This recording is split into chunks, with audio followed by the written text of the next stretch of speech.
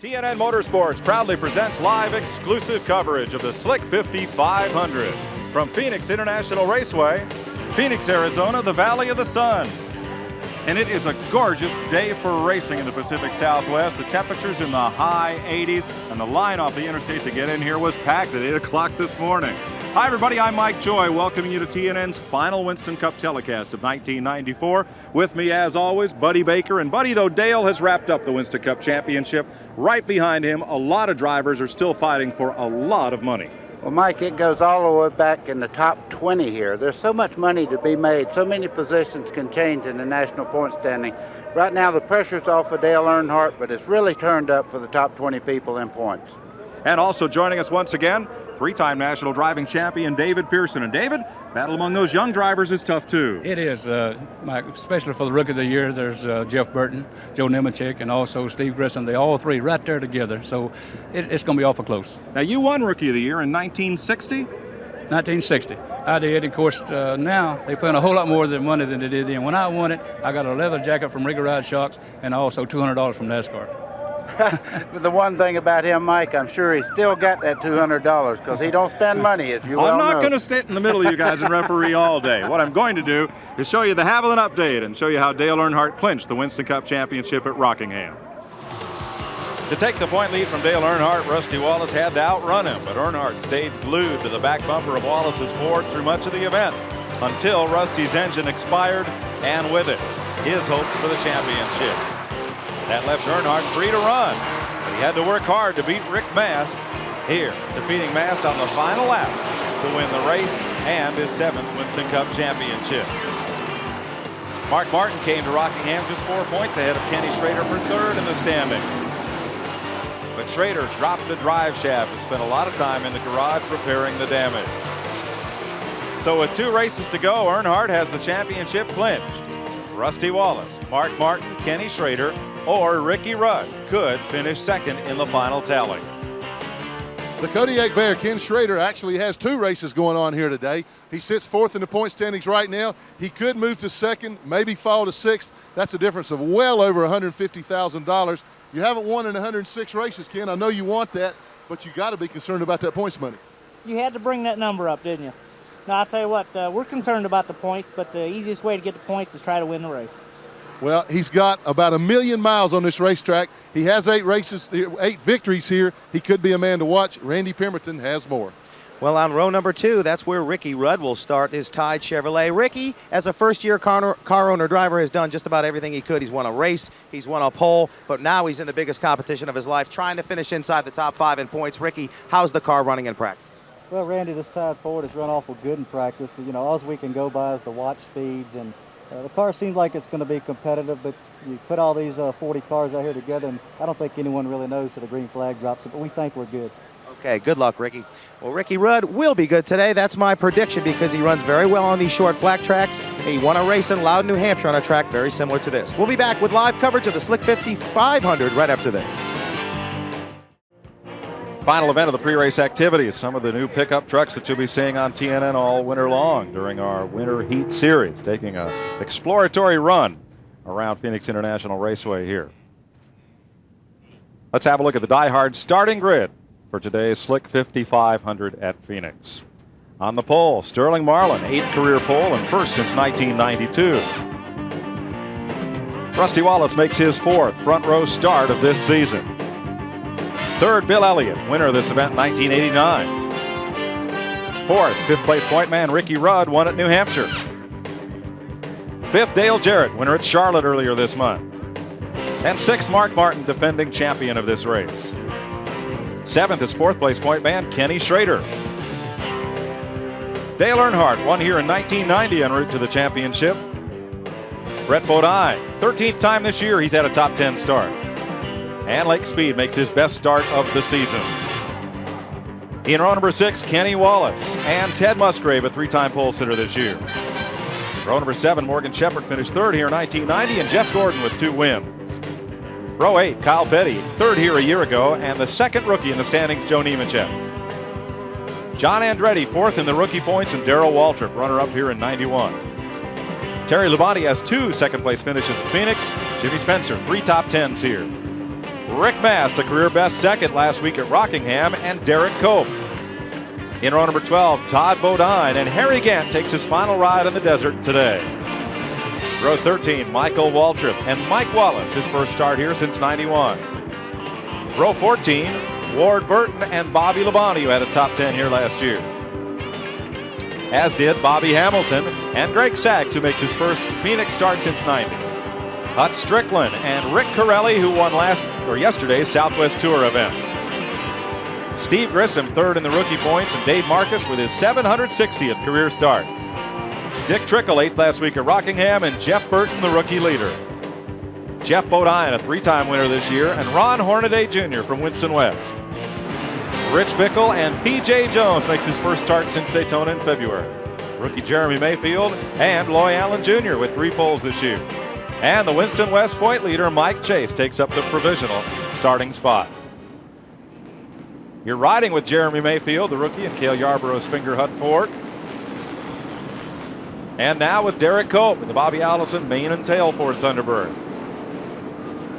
Jeff Gordon has had the Cameron car en route to 2 victories, and you'll also be watching from the DuPont Chevrolet today. And among the point leaders, third place point man Mark Martin, the Valvoline Ford, will have a camera in car and several views. There behind Ricky Rudd. And the roof cam on Mark Martin's car. And the face cam. We have not just the third place point man, we have the second place point man in car. Rusty Wallace, the Miller Genuine Draft Ford Thunderbird. Gives you this view from over the shoulder. And also off the back view cam out the inside. And not only that, but the Winston Cup champion and point leader. Get a rare opportunity to ride with the champ, Dale Earnhardt. We'll be carrying one of our TNN onboard cameras in his Richard Childress Racing GM Goodwrench Chevrolet. That's how it sorts out as the Camaro Z28 pace car hits pit road. We're ready to go racing in the desert for 500 kilometers. Green flag. And it's Marlin to turn 1, and Rusty Wallace hangs tough and looks for the lead. Still dead even off turn number 2. Ricky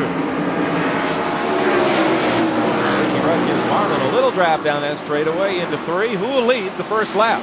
Boy, oh boy, you see that that rear cam's going to have a lot of work out in the 2 car of Rusty Wallace today, because that car was one of the fastest cars at practice yesterday. And he's really second place right now, but that car is quick enough. He'll lead a lot of this race today.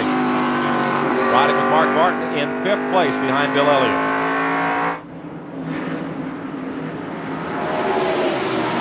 Single file kind of quickly here. Well, they raced 300 kilometers yesterday for the Southwest Tour, and the Winston Cup cars got a lot of practice.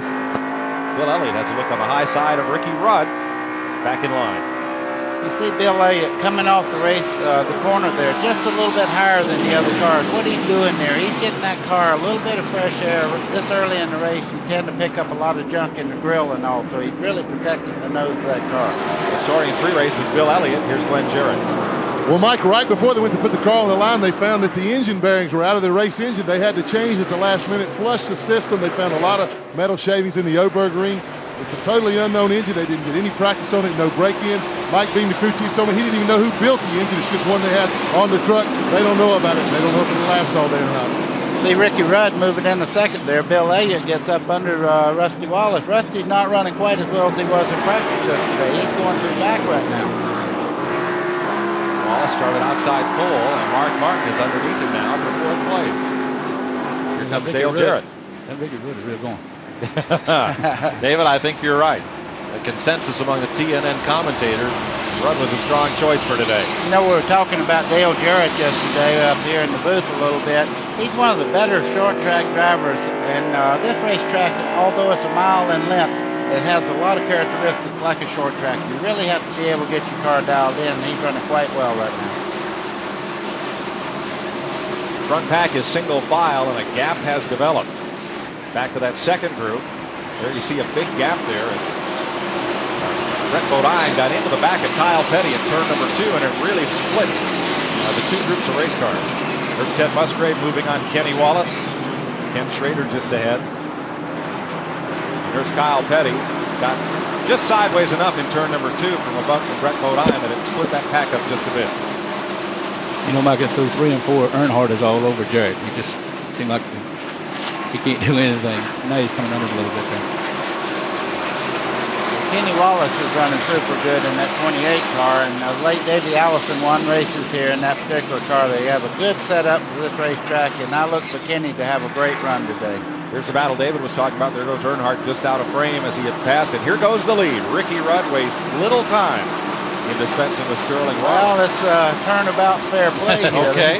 That was a little Dale Earnhardt maneuver there. Dale let you pass every once in a while and then zing back by you on the inside coming off the corner. Sterling's car is really good on the middle part of the corner. Watch him when he gets back in the throttle right here. It's really good.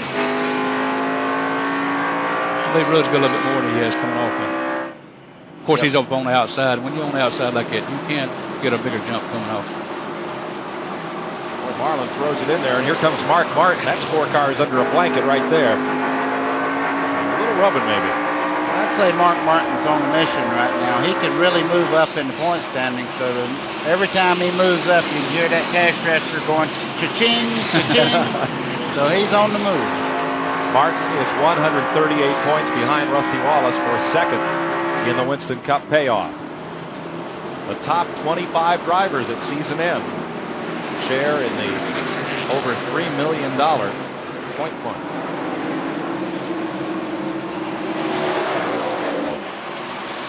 Now, if you notice that the 2-car of Rusty Wallace is now moving better, the racetrack's kind of run in. They buff that sand off the outside. Rusty's got to protect second place also, so he don't want to do anything stupid the first part of this race and maybe get the car up in the wall. And the past 2 races have really been chaotic for him, so he don't want to do anything wrong right now. Right behind these 2 cars, there's Earnhardt, right behind Wallace, just like he spent most of the race at Rockingham. As Sterling Marlin comes back for the lead. David, what kind of race do you think Earnhardt will run today? Well, I think Earnhardt, he knows he's got the championship sewed up. And, of course, he'll let the track here get settled out a little bit. But it won't be long, I think you'll see him back up front. He just can't stand it back there at the back. He's got to go to the front. Sterling Marlin had another look, but Ricky Rudd has the lead. Rudd's car won't stick right at the bottom of the racetrack, and Marlin may get another run at it. We'll be right back live on TNN.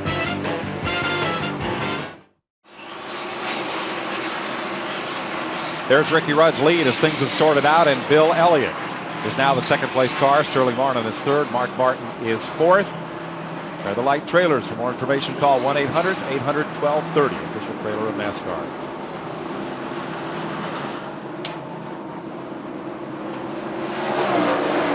Single file through the front 7 or 8 cars. Back through Rusty Wallace and Dale Earnhardt. And then a little further back, Kenny Schrader battles with Dale Jarrett and Mark Martin. And you see Jeff Gordon coming in the picture there. Glenn Jarrett talked to Jeff Gordon a little while ago and has some real interesting comments. We can throw down to Glenn and find out what he found out from Jeff Gordon. But Jeff seems to be real happy with the car. Glenn? Well, he was extremely happy, buddy. He called me over right before they took off, and he asked me if I had him in the pool this week. I had him in the pool last week, and he blew up when I started talking about him when he was leading. But he said, man, you don't have me this week, you're in trouble. He said, I'm going to win this thing. I got a rocket ship. I'm on my way to the front. He's doing a pretty doggone good job of it right now. Chase down Dale Jarrett. Dale's having a little problem. After about 5-10 laps, he said the front end of his car started sliding up the racetrack. That's the reason he's falling back through the field. Well, as we were speaking there, Sterling Marlin got completely sideways down in number 1 corner, so he's experiencing loose condition with that car right now. He'll have to change his line around this racetrack to tighten that car up just a little bit. You notice, buddy, he did move up a little bit. Of course, he run beside Bill Elliott there for lap after lap, and he got his tires real hot, and of course he got loose. But now he has moved up a little bit since he has got passed by. See the wider line he's running there. What you do there is to try to cool the tires back down where they work really good. But when you're up under a car, it tends to take the air off the back of the car where the spoiler's at and make the back end sing out a little bit. So he's working on that car right now to get the tires cool again. But if you notice, he's running just a little bit below him there. If you go in the corner, usually when you loose, you run a little bit higher than they do. But he is running a little bit lower than that right now. Mark Martin. A little further back, Rusty Wallace has been passed by Dale Earnhardt. And Lake Speed's moving in here. You know, Lake gets just got a few more times in this car. Dick Trickle will be in the 15 car next year. And I'm sure Lake Speed wants to end up this year. He's looking for a ride right now with a good finish today. Rusty sawing at the wheel. That's nothing new. That don't mean his car is not working, folks. He's just a very active race car driver. I think the busiest guy with a steering wheel I've seen in all the years of doing this was Cale Yarborough. If the race was 500 miles, Cale's steering wheel would run about 750. Well, they had to change the fluid in that thing after each race because he'd wear the fluid out. He'd change his arms around on the steering wheel so much, but he got the job done. That's the main thing. Back when Cale Yarborough was driving, they didn't have fluid. There wasn't no such thing as power steering. Boy, Jeff Gordon got underneath Dale Jarrett, who got a little loosened up there. Glenn's observation on Jeff Gordon is correct because that car is a rocket ship. He's on the way to the front right now. You know, I talked to him yesterday. They was having trouble getting this car tight. Right in the center of the corner, it was loose. They changed it, I think, just about everything on the car, trying to get it tight in the center of the corner. But undoubtedly, they found the trouble. When you're 23 years old, though, you can stand that loose condition just a little bit more than somebody that's a little bit older. Sure. Kenny Schrader a move underneath Dale Jarrett. Schrader in the Kodiak Chevy number 25. Ran only 5 laps here last year. He had a really strong car. Dale Earnhardt got underneath and into him, and Schrader was in the turn 1 wall before this race was 10 laps old. That's Kenny Wallace there in the Texaco Avalon 28 car there. He's really running well. He's moved right in on the back bumper of Jarrett. He's running a super good line there. You see him going right on by Jarrett or getting even with him there. It's hard to pass a car when you have that lower line there. You can't get up off the corner like you want to. Now, this track is so flat, but the way they race it reminds me of Michigan, where the car on the outside coming off the corner really seems to have a big advantage. Well, what you do, you keep your RPMs up. When you're down low, you're having to back off the car or either push into the outside car, so when you crack the throttle, they get a better run off the corner. Anytime you're on bottom like that, you tighten it because the car is you know, a sharper corner, and therefore you bind it up a little bit. Morgan Shepherd makes the pass on Jarrett, driving the Wood Brothers Citgo Ford. Now Ted Musgrave and Kyle Petty come up to be part of that battle, and Terry Labonte. Yeah, I'm sure Dale Jarrett would like to see a caution or some way to get in there and make a few adjustments on that car because he's pedaling his way right back through the crowd there. When you get a car a little bit off here at Phoenix, it's like a short track. And once that car starts doing something wrong, it don't get better. Well, Dale today is wearing the Phoenix Cardinals helmet, and much like the Cardinals, he is running the wrong way. Glenn? Well, we get a word with Jimmy Maycar here about the car. He's really going back into traffic right now. Jimmy's falling back an awfully long way. What's wrong with the car? The car's gotten pretty loose on him right now, so he's just trying to find a place to be able to ride with it so he can make an adjustment. So, what kind of adjustments will you make? Probably do a little bit of wedge and maybe a little air pressure. Well, you don't ever like to hope for a caution flag, but this is one time he really needs one, guys. In no danger of going a lap down. Jarrett has kind of slid to mid-pack. Kyle Petty, you see, has gone by him. At the lead, well, that Chevrolet has kind of disappeared. It's Rudd's Tide Ford, Bill Elliott, the Bud Ford, and the Valvoline Ford of last year's winner here, Mark Martin.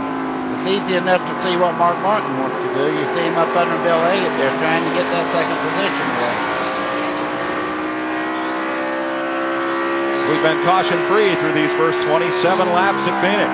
We'll be back live on TNN after this. Superstition Mountain up near Sedona. That's where David Pearson stops by on his way to Vegas. Looks for a little luck. We have oil in turn 3 up here. Rick Mast has let one go, and Jimmy Spencer spins. One car, John Andretti, is up at the wall in turn 4. Mast, after that great run last week at Rockingham, makes a hard left to the garage, and we have our first caution flag at lap 32. Rick Mast apparently blew up. Jimmy Spencer spun, and John Andretti has spun at turn 4. Mike, what happened there was one car let go just going into turn 3 and everybody got in the oil and it was chain reaction. Oh, look at that wall. It actually split the wall there. They hit so hard. John, it's not the way to get your sponsor on television, even though it is his sponsor. Ouch. It's a hard hit. It was hard.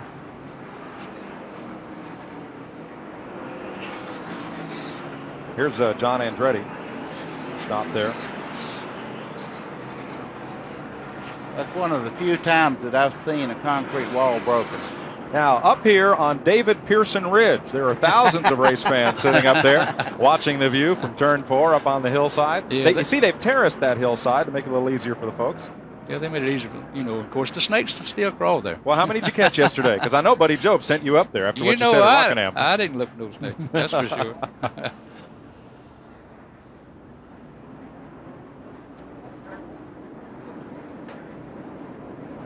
Let's show you what happened to bring out this caution. There's Rick Mass going down into turn 3. You see the smoke really coming out of that car. There's a lot of fluid going down. Just behind him, everybody gets in this. That oil is just like hitting ice in the corner. I mean, there's nothing you can do. You see him start the chain reaction. That's Jimmy Spencer and the 27 car spinning there in the fluids. He's lucky he didn't spin himself. Glenn Jarrett. Elliott. Mike, we've got some chassis adjustments out here on this between Bill Elliott and Rusty Wallace. Elliott's down and away. They changed all 4 tires. Made a chassis adjustment to the right rear of him. Rusty's still in an extremely slow pit stop for that crew. They did make a chassis adjustment to the left rear of his car also. Thanks, Glenn. First round of pit stops under this, the first caution flag of the day. The flag at lap 32 for Rick Mass engine. And we'll come back to recap and tell you how they're running after pit stops when we return to Phoenix International Raceway and the Slick 50 500. A look at Phoenix International Raceway. Infield road course and that back straightaway with that little kink in it. And a little kink make that chunk out of the wall there at turn 3. John Andretti climbed out of his car and is okay. There you see him. He's going to take the mandatory ride to the care center. They put the backboard away. Good call to the Sports Car Club of America corner workers who assist the NASCAR folks out here. They are volunteers and assist with the manning of the corner stations and emergency crews. As you look down at Jeff Gordon riding around under caution in the DuPont Chevrolet. We'll take this break from Phoenix International Raceway. And Ricky Rudd beat everybody out of the pits. We'll be right back. Happy Halloween, everybody. Well, they're hoping it's treats and not tricks, but here's how they're running. The way they came off pit road after the pit stop. The first 38 cars, all the way back through Jimmy Spencer, are on the lead lap here at Phoenix International after this first caution of the day. And pit road is closed at the moment. Harry Gant making his last ride on TNN. And his last ride here in Phoenix is next to last Winston Cup race of what's been a very storied career. On and off the track, he's been an inspiration to a lot of folks, and he'll be missed. Number one, Harry Gant's one of the nicest guys I've ever met in my life. He could care less about the hero stuff. He's the kind of guy you'd love living next door to you. You know, nice family, his wife's awesome. Everything's just perfect about him. And he's the kind of guy that would fix your tractor if it's broke, help you fix your house, do stuff, never ask a question, and he's a giver. I think everybody in here hates to see Harry retire because everybody in here knows that when Harry retires, you still got about 15 years left. So everybody was just hoping he'd keep on running and running. Harry Gant's one of the people that really helped me a lot in my young career on asphalt. And he's just a super all-around racer. And I think he's too young to retire. I think he's too healthy to retire. I don't know why, but, you know, still. I was hoping Harry Gant could win a championship before he retired. That's what I was hoping. You know, he ranks right up there with Richard as far as he's one of just the goodwill ambassadors that makes this sport what it is, and it's an awful lot. I mean, there's Dale Earnhardt fans and Rusty Wallace fans, but everybody's a Harry Gant fan. People like Harry are they're very far and few between, and I mean that in a kind-hearted, loving way. Harry is a neat guy, and he's going to be missed, and he's just fun to be around. I guess that's the biggest thing. He's just handsome Harry. Harry Gant's first Winston Cup race, Charlotte, 1973. Went on to drive for Jack Beebe, Race Hill Farm, and then moved into Burt Reynolds and Hal Needham's Skoal Bandit. And in that Buick, got his first win at Martinsville in 1982. 18 career victories, over $8 million in earnings. And you see his car sitting motionless, as all of them are, because they have red flagged this race to do a bit of emergency repair to the wall in turn number 3, where it was hit by the STP Pontiac of John Andretti. They'll be able to affect, looks like they're going to weld a few pieces up on there, a bit of boilerplate to cover up the hole in the concrete, and then we can get back to racing. Gary Nelson, NASCAR's Winston Cup director, there on hand to supervise the repair proceedings. Sure sounds like a good time to take a commercial break to me. We'll be right back to the Valley of the Sun and Phoenix International Raceway after this.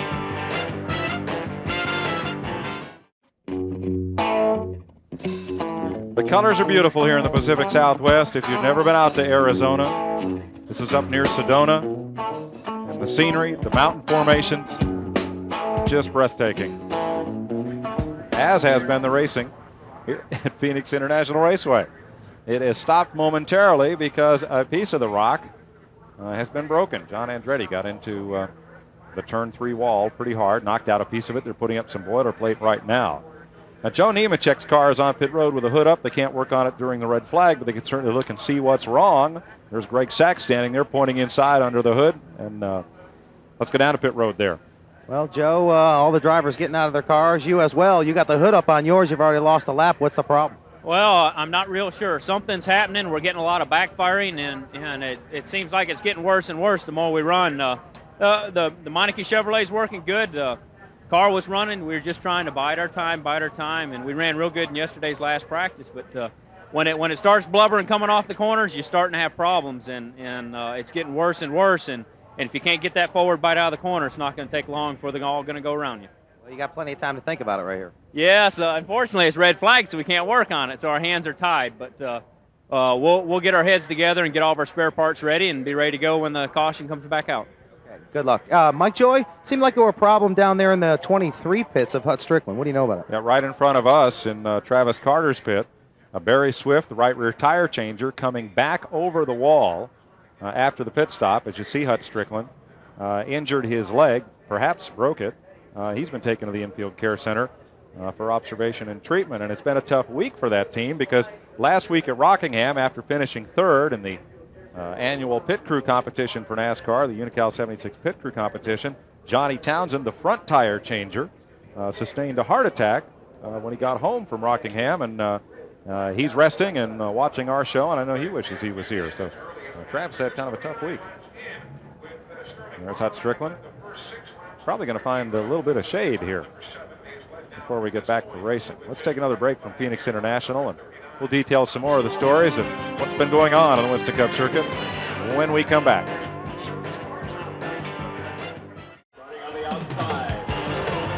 Here's a quick look at what you'll be seeing much of the winter on TNN on Sundays. Winter Heat will be the series. Winston West Southwest Tour and this NASCAR's newest racing division. Beginning Sunday, November 20th from Tucson Raceway Park, which you just saw there. 5 p.m. Eastern Time, live. It'll be a different race series every week. November 20th, the Super Trucks. Then Winston West, then the Featherlight Tour, and we'll start the rotation again. So except for Christmas and New Year's Day, we'll just have to be out of Tucson all winter long. Tough duty, buddy. Oh, but I tell you what, I can't wait. These Super Trucks are so wonderful. I was over looking at them this morning. They're exciting to look at. Much less, I'm going to get to drive one of them when we get out there, a test drive of them, and I can't wait. Here's a look at how everybody's running at the red flag for John Andretti crashing into the wall at turn number 3, and the oil left by Rick Mast's car. The first 37 cars are on the lead lap at 39 laps. Maybe 38 cars. We'll have to update off of our monitor. 38 cars. And we estimate about 10 minutes away from getting back to racing here. Mike Chase, the Winston West point leader, is a lap down. So is Loy Allen. Rick Corelli, who won yesterday in the Southwest Tour. Rick Mast is in the garage, and so is John Andretti. Glenn Jarrett? Well, Mike, I'm standing in the middle of turn 2. Nice animated conversation going on here between Dale Earnhardt and Jeff Gordon. Jeff, one word with you. You told me right before the race that you felt like you really had a strong car. You come a long way up toward the field. Well, no, actually, I didn't have a very strong car yesterday, but I just feel good about today, and you know, they threw the green and the car was real good on the outside and made up a lot of spots. I feel really good. You know, I don't know if we got anything for a couple of those Fords up front, but, you know, we need a good consistent finish. We haven't had that for a while, and so that's what we're looking for. Well, in your conversation with Mr. Earnhardt here, he asked you if you remembered the race here last year. Well, I don't think I could forget last year, you know, but I forgive. So, you know, we race each other real hard, and, you know, things happen out there. But, you know, he's a tough driver, and, you know, I congratulate him early on his 7th championship. I thought that was great, but it's neat to race and try to learn from him. Did I learn anything from that, Dale? I learned something from it. Well, I'd gotten into Schrader earlier, and then we got together and Schrader wrecked, and then I was racing Gordon later and got into him and he wrecked. So I learned you can't wreck 2 team cars at one time; they'll team up on you again. Has there been a payback? No, them guys are pretty neat guys. You know, the whole group really, a whole bunch of us racers here in Winston Cup. Everybody races fairly clean, and it gets out of hand once in a while, but that's just because of hard racing and tempers. But after a race or two, everybody gets over it, and somebody gets hurt like Ernie does, everybody pulls for him and works hard to get him well again. You know, over a year ago, everybody bad-mouthing him, and now we want to see him back, and we work. And, of course, he was doing really good in the championship. He and I was having a great race at the time when he got hurt, so, you know, I hate to see that, but it's good to come to Phoenix sort of locked up and not have to worry about points. Just go over here and race these guys and see what you can do with them. Good for me. Well, everybody else has gotten out of their cars, but yet you remain in yours. Why is that? Well, I just got me a comfortable seat here, and oh! Well, there was one payback from Ken Schrader. No, Ken, we were talking about the incident here last year, and he was talking to Jeff. He got tangled up with Jeff. He got tangled up with you, and were you trying to get him back there? No, last year we were just all in one of those race-related incidents, you know. Yeah. He's in a lot better mood this race here this year. Well, having won that 7th championship, and another question for you, Dale. I've known you for a long time. You have always had fun, even with pressures of 7 championships and all the demands on your time. You still have a ball out here. Well, we do, Glenn, and it's what it's all about. All the hard work and everything you strive for is right here on Sundays racing. And you know, I think NASCAR Winston Cup racing is the greatest thing going, and we appreciate everything they do for us. And it's just great winning a race, and you end up winning some championships, and you approach that, you know, the goal of 7, which everybody's been talking about, and you win it. It's just amazing, really.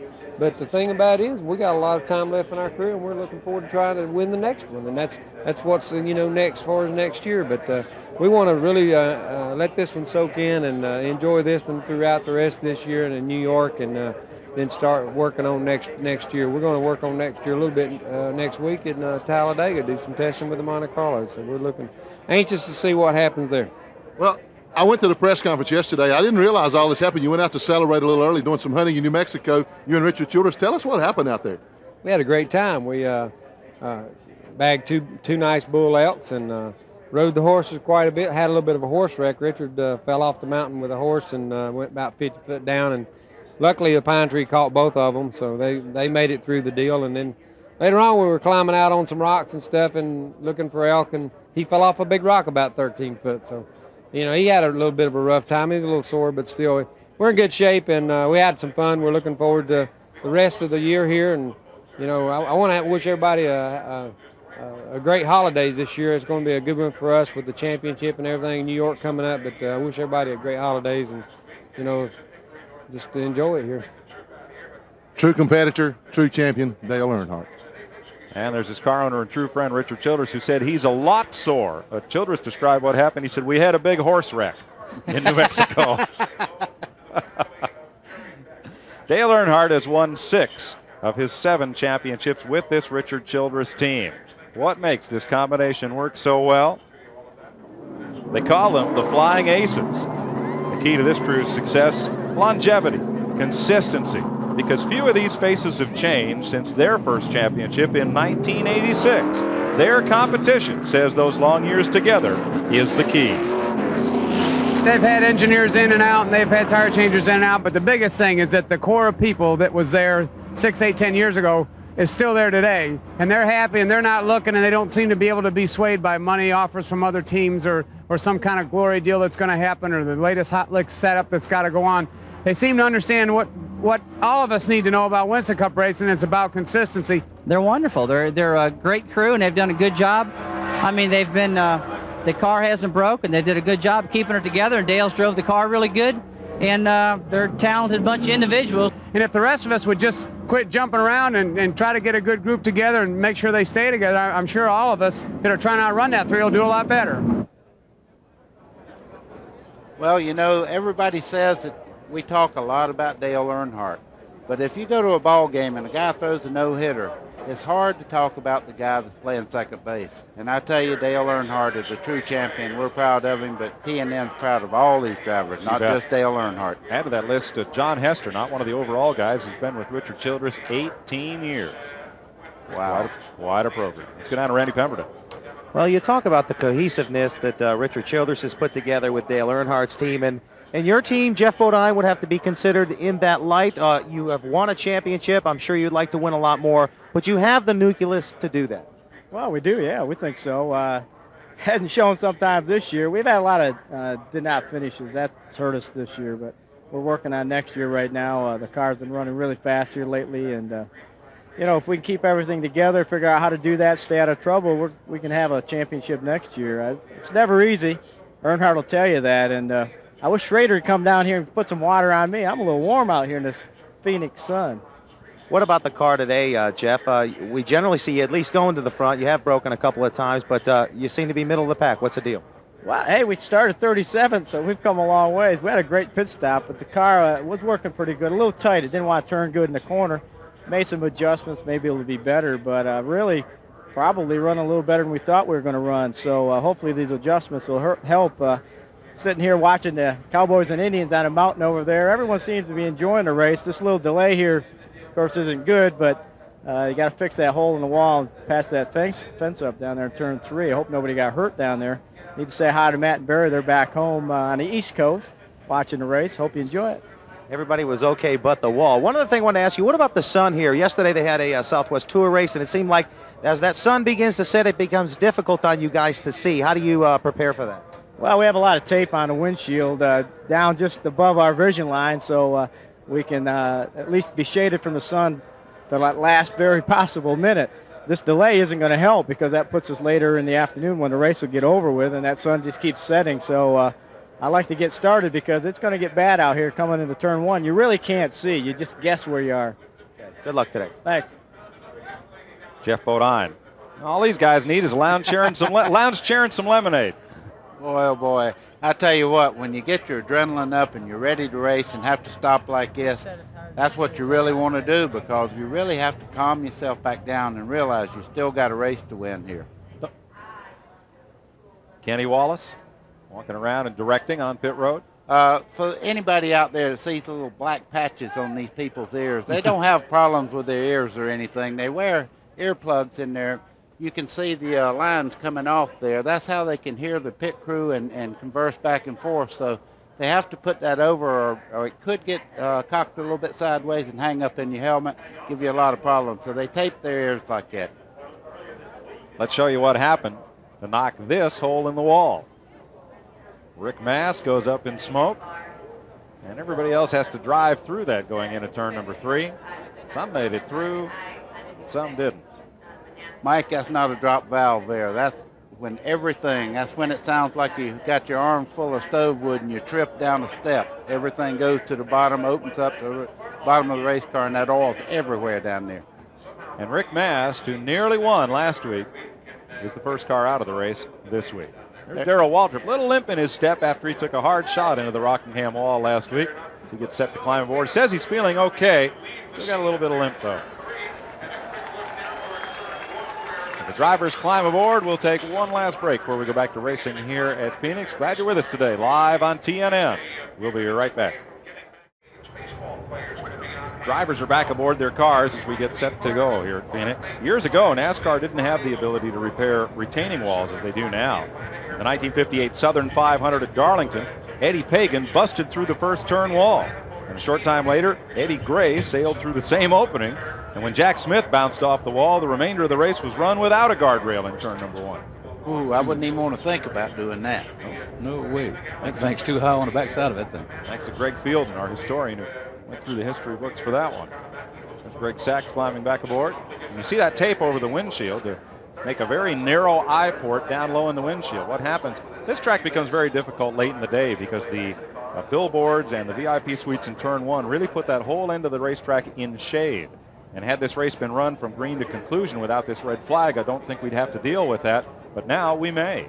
Yeah, and the sun sets right off of turn 1 there, so going down the front straightaway, it blinds you pretty bad. So that's why they run that tape on the windshield there. There's all the tape. I think this racetrack here in Rockingham is about the worst one for as getting into one, sun in the eyes. Now, they built this racetrack according to what the land would allow, because the Salt River's on the north side of the track. The mountains are on the south side, so they couldn't orient the track differently to avoid that sunshine problem. Sunshine's not a bad thing late in October. We'll be right back to Phoenix, where it's nearly 90 degrees after this. Here's another look at Pearson Peak off turn 4. I had to see that sign again because David missed it. Not any snakes. TNN, NASCAR chased him away for the race. I seen a guy just to the right here stomping something away. Oh, no, he's not. That's up on Pearson Peak at turn 4. Nice banner. And here's the pit board hanging out for Dale Earnhardt. That's my country. Buddy will pay you not to sing. Winston That's Cup kind of champs. neat, isn't it? They're headed for the Big Apple. Barry Swift, the tire changer on Hut Strickland's car, has been taken to Good Samaritan Hospital for leg x-rays.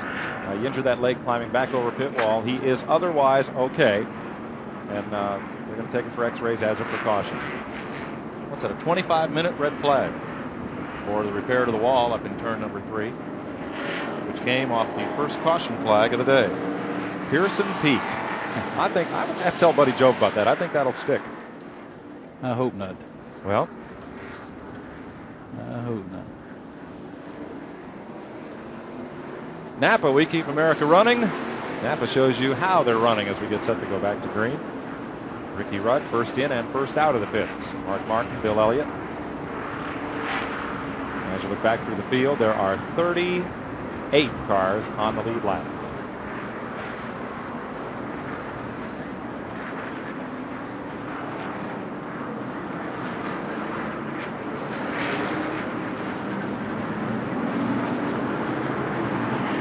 This is a combined Winston Cup and Winston West race. Mike Chase, the provisional starter, is the Winston West point leader. But his margin is 53 points over Ron Hornaday. Rick Corelli is also in the race today. John Krebs third in the points. There's Mike Chase. He is the point leader, but he is presently 1 lap down to the race leader.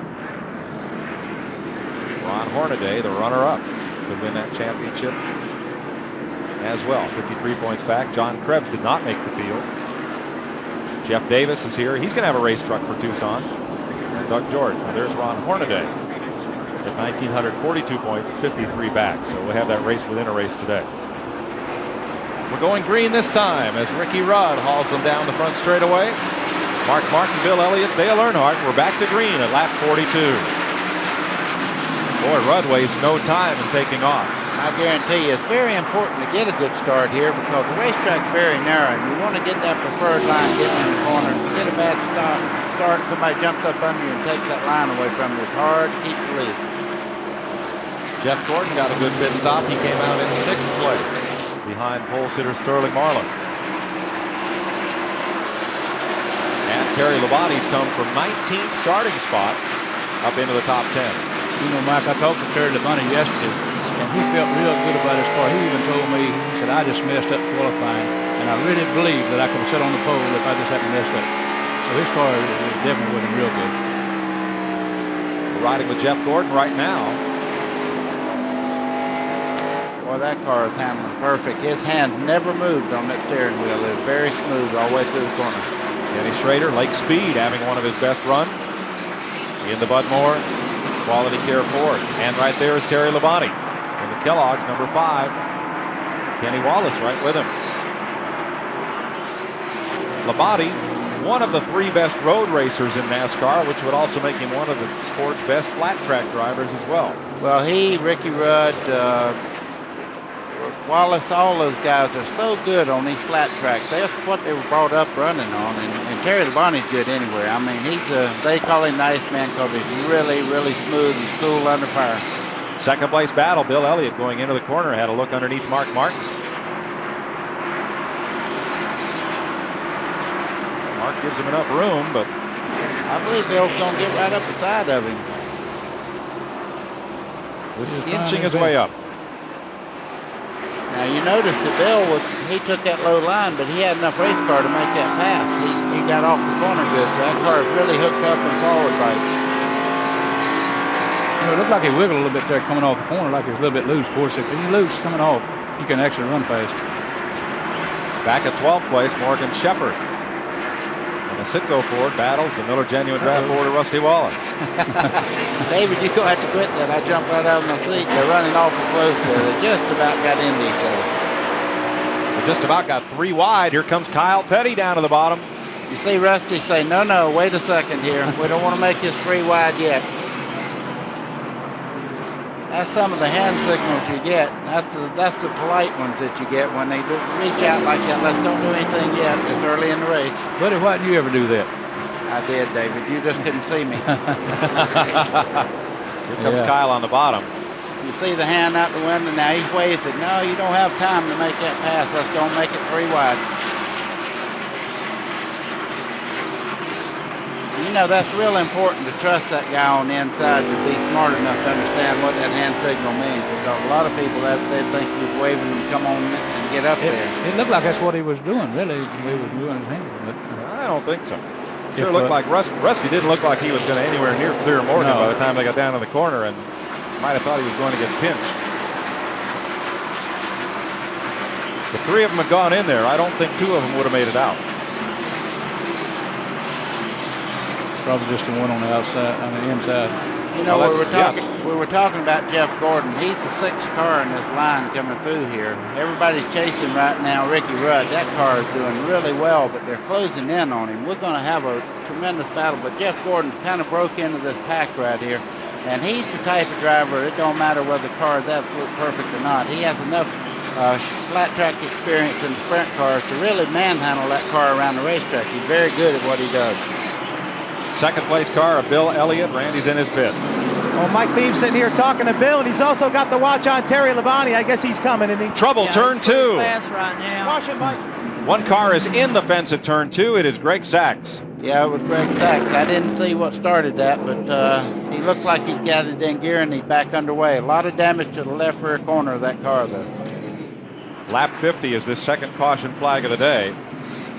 U.S. Air Jasper Engines Ford. He has a flat right rear tire. That's probably what got him started there. Let's show you what happened to Greg Sachs. You really can't see from that angle, but it looks like the right rear is flat already there, so it just turned around in front of everybody. All right, before they open pit road under this caution, let's go back to Randy. Well, as we were saying, Mike Beam had his watch on Terry Labonte, but you guys are running pretty stout too, Mike. How's Bill saying the car is? He's talking to him right now. Hang on just 1 sec. This is the way it goes down here on pit road. Mike Beam obviously got to talk to Bill. What do you say? He said, you know, we started on scuffs and the car it got a little bit tight, and that time here, you know, we put stickers on, and he said it feels pretty good. We're just going to kind of wait and see here. We can get away. Like I told him, I think it's better to be tight right now, and you know, we had to change motors this morning. It's been a hectic morning. I tell you, these boys, they done a great job. And it was the last car on the line. They just keep telling me I'm killing them, but I'm so proud of them. So we'll just see what happens. Okay, Glenn Jarrett, where are you at? The 3 pits? Well, I'm in Earnhardt's pits, Randy. He's got a problem. There's a lot of water. I saw it coming out of the right rear of the car, out of the overflow can. Dale reports that the engine temperature, water temperature, is only 190. That shouldn't be enough to boil the water out, so they brought him in, check it out to see what the problem was, but there was a lot of water being pushed out of that car. I don't know. They're looking at the car right now. In fact, they're at the pressure filler cap right now. They got the water hose ready in case they need it, but there may just be an air problem, a bubble problem or something, but he was definitely pushing some water out. I'll get a word with Andy Petrie after Dale goes away and see what happens. Earnhardt back in the race. Of course, he's already locked up the Winston Cup Championship. Did that last week on TNN at Rockingham. Only Earnhardt, Dale Jarrett, P.J. Jones, Jeff Bodine, Michael Waltrip made pit stops, and Greg Sachs will be right back.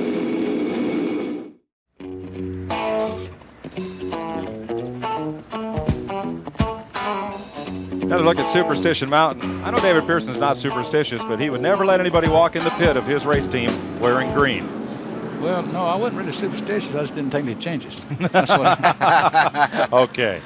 Here's the way everybody's running after this second caution of the day for Greg Sachs' spin and catch into the fence at lap number 50.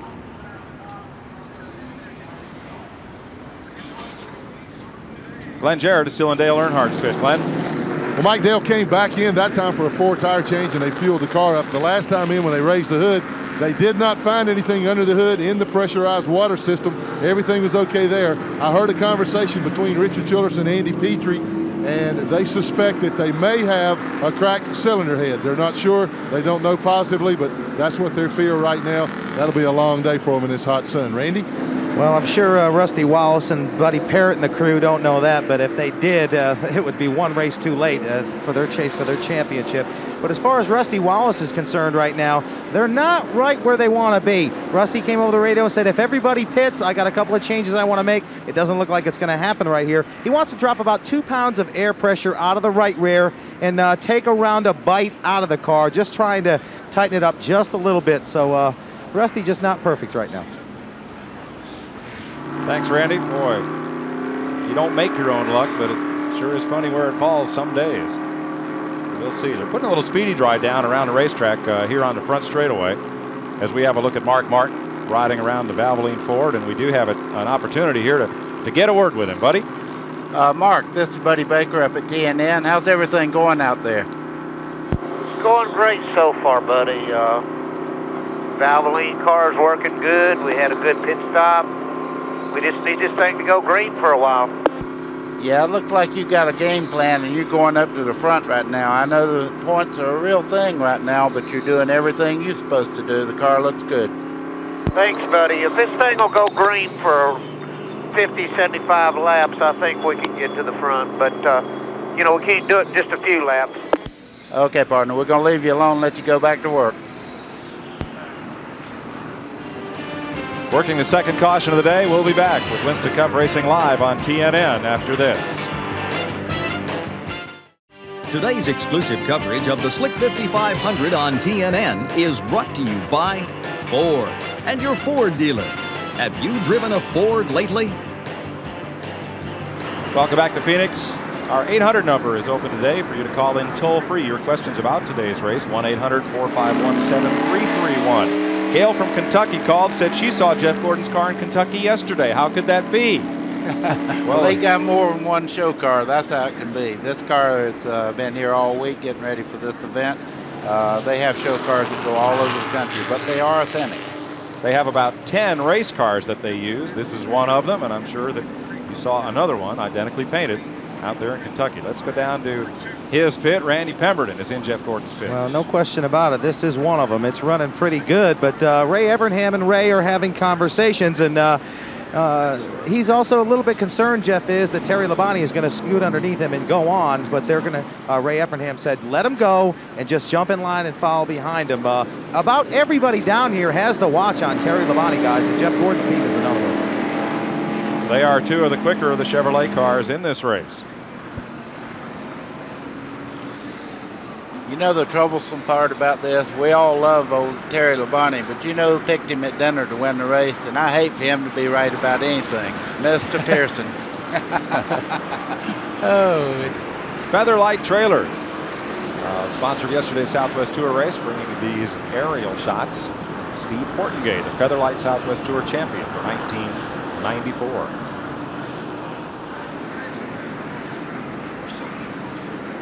Going to go green this time at lap 58.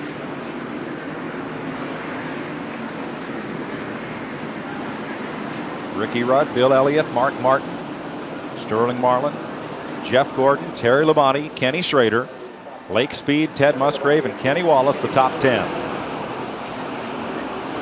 Out of turn 4, green flag. Boy, Rudd has been getting good restarts. Ricky Rudd's one of the best road racers in the country right there, and you see why. He really gets on that thing. When the green flag come out, he didn't waste any time whatsoever. That's Joe Nemechek just behind him, and Nemechek is 2 laps down.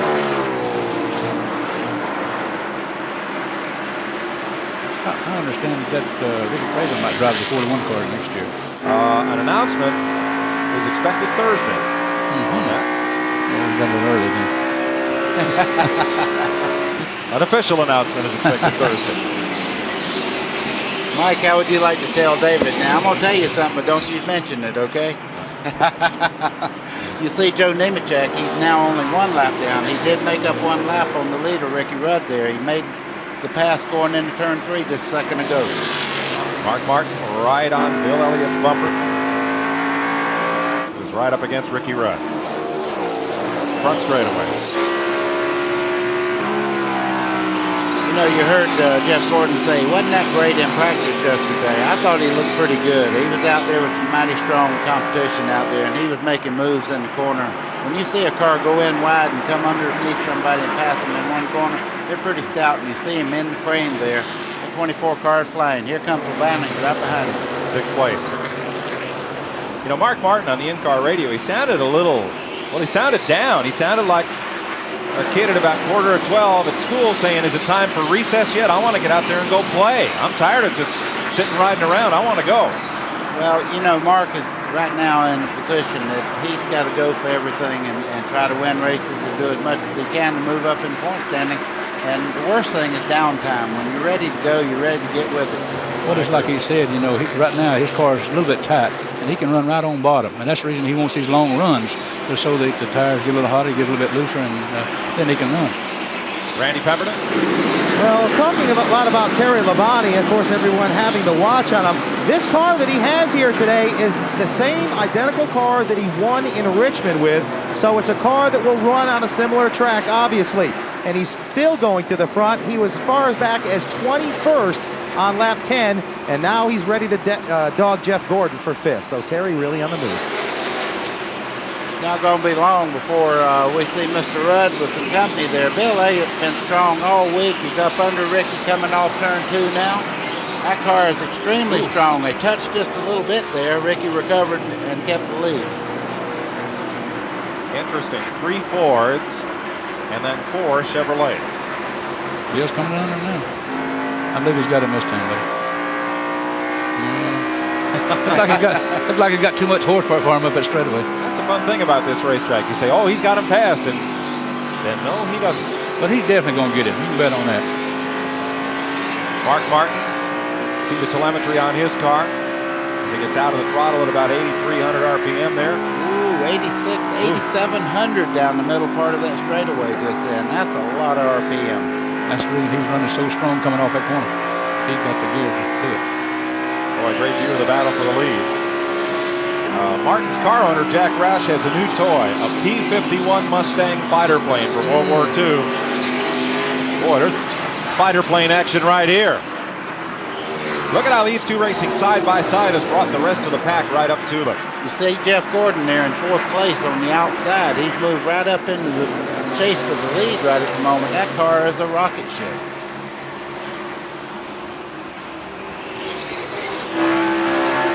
Now this is what Winston Cup racing is all about, Mike. You see other racing in the world. I'm not saying that because we cover it, but I don't believe there's a more. I've never seen competition any better in any form of motorsports than right here. It's great. There isn't any better. Sterling. Almost over into Mark Martin. I'm wincing and I'm sitting way up here. You know, it's that close, folks. It's hard to imagine just how hard this is to do. Well, I thought Jeff Gordon was going to try to pass Bill Elliott on the outside. If he does that, that is a power move for sure. I mean, these guys are racing. He is going to them. 160 miles an hour, closer together than you people park.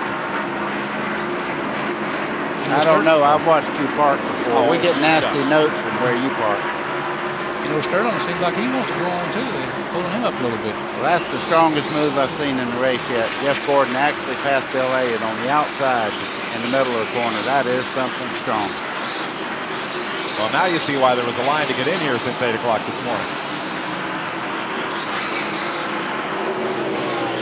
You know, we've had some engines blow and different things, and it looks like maybe the groove might have moved out. You see Terry Labonte going by Bill Elliott on the outside now. Bill's going to have to get on the outside of the racetrack. He's losing a lot of ground here by trying to run that lower line. You know, we're talking about these cars, how fast they run, all that stuff, but the 41 car was a lap down. He started at the same time they did. And look how far ahead now he is of the first place car. Well, sure, because he wasn't racing anybody side by side. No, he had enough power to go home. So he got away. Terry Labonte moves past Bill Elliott, and here comes Mark Martin.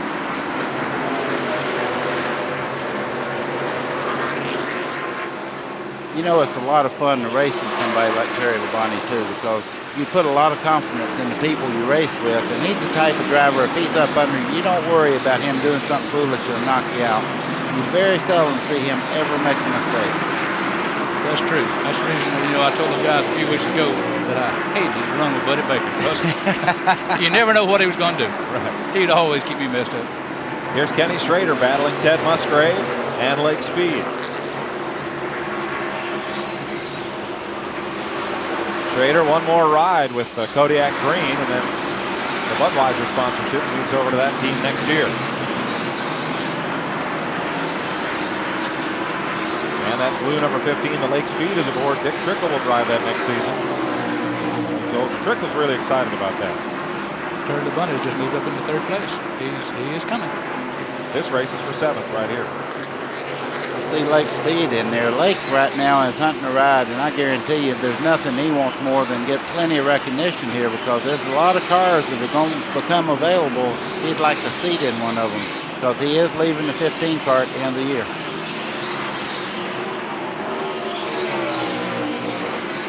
Ricky Rudd. Jeff Gordon has all but caught the leader. There's that battle.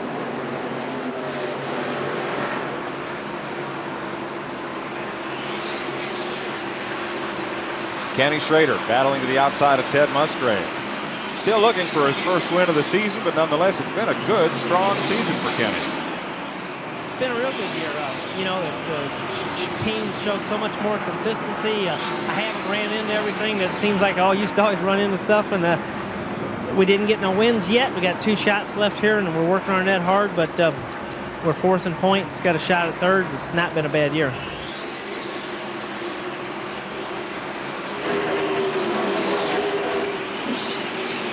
And Schrader pulls past Musgrave. And every time I say that, the car on the bottom comes right back. Yeah, there's no doubt about whether Kenny Schrader has the better line around the racetrack, the faster line. But I think Musgrave's car is just so strong. He really don't have a preferred line around the racetrack. He's trying to get by Schrader, and Schrader's making sure he don't get the preferred line off the corner, so it's making him loose. As you see the car wiggle just coming out turn 4 there. And look at the pack catching them. You see Rusty Wallace looking behind the 21 car, Morgan Shepherd. He's going by on the inside there, or trying to, but the outside lane is so much faster off the corner. It's hard to make a pass stick. These cars are about 4 seconds behind the leaders.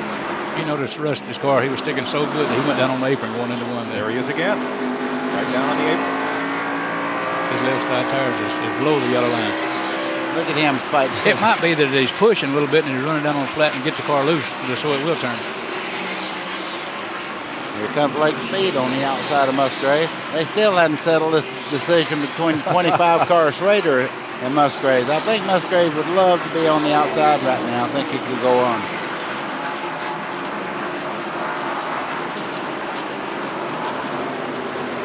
Schrader ran in yesterday's Southwest Tour event. Got caught in a little mix-up on pit road and pulled the car behind the wall. He won that race 2 years ago in a thrilling last lap battle with Darrell Waltrip. Well, actually, he started down in number 1. He got hit from behind, and then they held him for going over the yellow line in the pits, and he got 2 laps down right at the very first of the race. We're back up at the lead, where Ricky Rudd has had it all its own way for a long time. But Jeff Gordon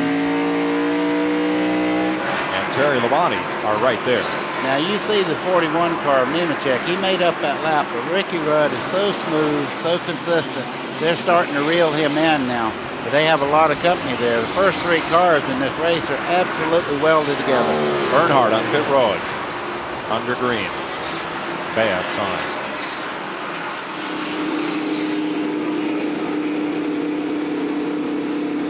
You see they pit way down around the corner in turn number 1. The pit road extends almost to turn 2 as you ride into pit road with Dale Earnhardt. Glenn is there. Well, Mike, the water problem persists. He's pushed a lot of water out. I've seen it go out on the racetrack down here. They've got the pressurized water hose out this time. Not worrying about tires or anything like that. Just trying to cool that thing off. One of the guys told me it still wasn't showing a lot of water temperature, but it couldn't. It didn't have any water in it. But they're going to continue to try to doctor this thing, baby it, try to get a finish out of it. They're all disappointed. They thought they had a car that was capable of winning the race. Not going to get the win today. They just want to try to finish now. Earnhardt took the restart green flag 36, then had gained 12 positions before this pit stop. He's just gone 1 lap down. 81 laps are complete here at Phoenix International Raceway. We'll be back live on TNN after this. Live tonight at 7:30 Eastern, NHRA Today, followed by the live Winston Finals drag race from Pomona, California, only on TNN. 85 laps complete. Ricky Rudd, Jeff Gordon, Mark Martin now, and Terry Labonte having quite a battle. And right with them there is the car of Sterling Marlin. The first 6 cars look like they're almost in transit there. There's 6 of them in a line there. I'm telling you, they are fighting it out. You see Terry Labonte in that last shot starting to move on the inside of the racetrack. I think that Jeff Gordon may have the fastest car out there, but getting by Ricky Rudd is going to be one tough thing to do. Yep, Charlotte wasn't that long ago. I really believe that Mark Martin and Terry Labonte is just more or less taking it easy right now. Well, not taking it easy, but just playing it cool, and we got to see what the other guys are going to do. You know, I've noticed that Jeff Gordon got in the back of Ricky Rudd a couple of times there. It was just casual contact. He certainly didn't mean to do it, but I'm sure people remember that it wasn't very long ago those two got together for real in Charlotte down the front straightaway. After getting together on the back straightaway. Oh, he was just letting him know he was there like he used to do. Of course, you hit a whole lot harder than he did. Look, there comes Terry Labonte on the bottom side. Mark Martin run up there, took a look. It looks like he's just biding his time. Those 2 cars right there in 4th and 5th are so strong. I think they run up there and say, nah, it might be a little too tough here. I'm going to just wait a while. Labonte finished 2nd here in 1988 and 89, and since then has not finished in the top 10. Maybe today's his day. Did Buddy ever run in the back of you? Yeah, every time he got a change. Well, did you ever back into him? Not as I know of. Oh, boy. Well, he wouldn't remember it anyhow, but nevertheless, we always did. I see he's got some glasses on now. I always suspected he needed them when he drove. I did, but one thing for sure. I remember one time, ought not to say this. Look what a great race we have. That is a great race, buddy. But let me tell this just a minute. I remember one time when a guy was leading a race and running the back of a car, waving at his wife in the score stand. Who was that? It had to be you. No one said he had to fire you after that. He couldn't help it. Yeah. Ricky Rudd. I'm not going to say who it was, but this was Buddy Baker. Ricky Rudd holds off the charge from Jeff Gordon. Meanwhile, Rusty Wallace and Darrell Waltrip battle. Well, Darrell Waltrip's got a lot to do here, too. He's racing his brother for 10th position in the point standings, and he said he's going to call his dad. And, oh, look at the water shooting out of the back of Dale Earnhardt's car. It won't be long before it's curtain time for that car. There's only so much water in Arizona to put in it. Now what's happening? The cylinder head crack is on the exhaust side of one of the cylinders, so it's just pumping the water out through the cylinder. An engine is just a big air pump until you get a crack between that and the water jacket. Yeah, it's on the pressure side, but if it hadn't been for that, they could put some liquid glass or something in it and stop it. Well, I'm going to tell you what's going to happen here. NASCAR is going to step in a minute. They'll black flag him. That's enough fluids there to create a problem for the other competitors. Still, they work to try to pass Darrell Waltrip. And up front, now it's Mark Martin's turn to challenge Ricky Rudd.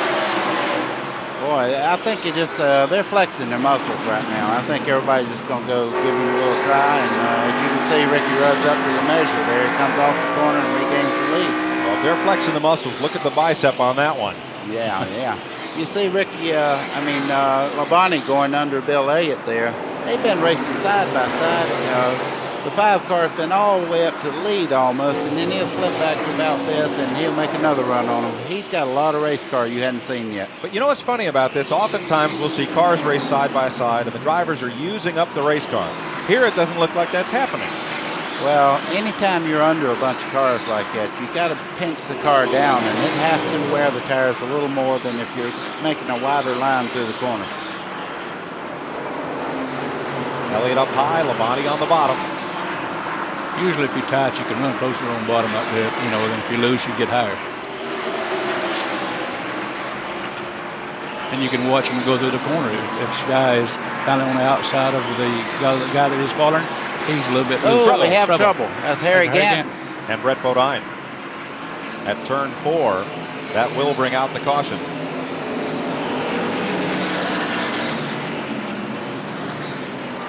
Third caution of the day. They both kept going, so they're not too bad.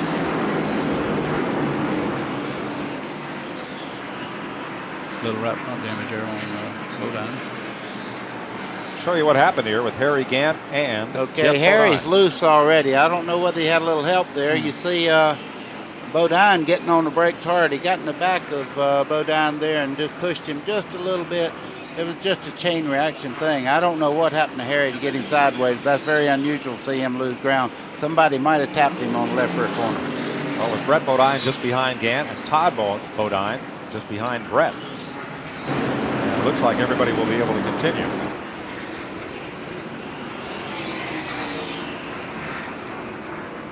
Now, Dale Earnhardt was right in front of that pack. Yeah, I understand some of the teams were complaining that he was putting a little water out on the racetrack. And you don't want to hit water on the racetrack. When you're sticking as good as you can, you hit water, it's just like you hit ice. Pit road is open. And except for Joe Nemechek, everybody takes a left. Race leader Ricky Rudd will have Bill Engel and crew to service him. They got him out first. First time they were in at lap 32. Hardly anybody came into pit on the lap 50 caution. Just Dale Jarrett, Earnhardt, Jeff Bodine, and Mike Walter. They're pitting all the way down around in turn 1. Glenn? Ricky Rudd brings the tie for it in.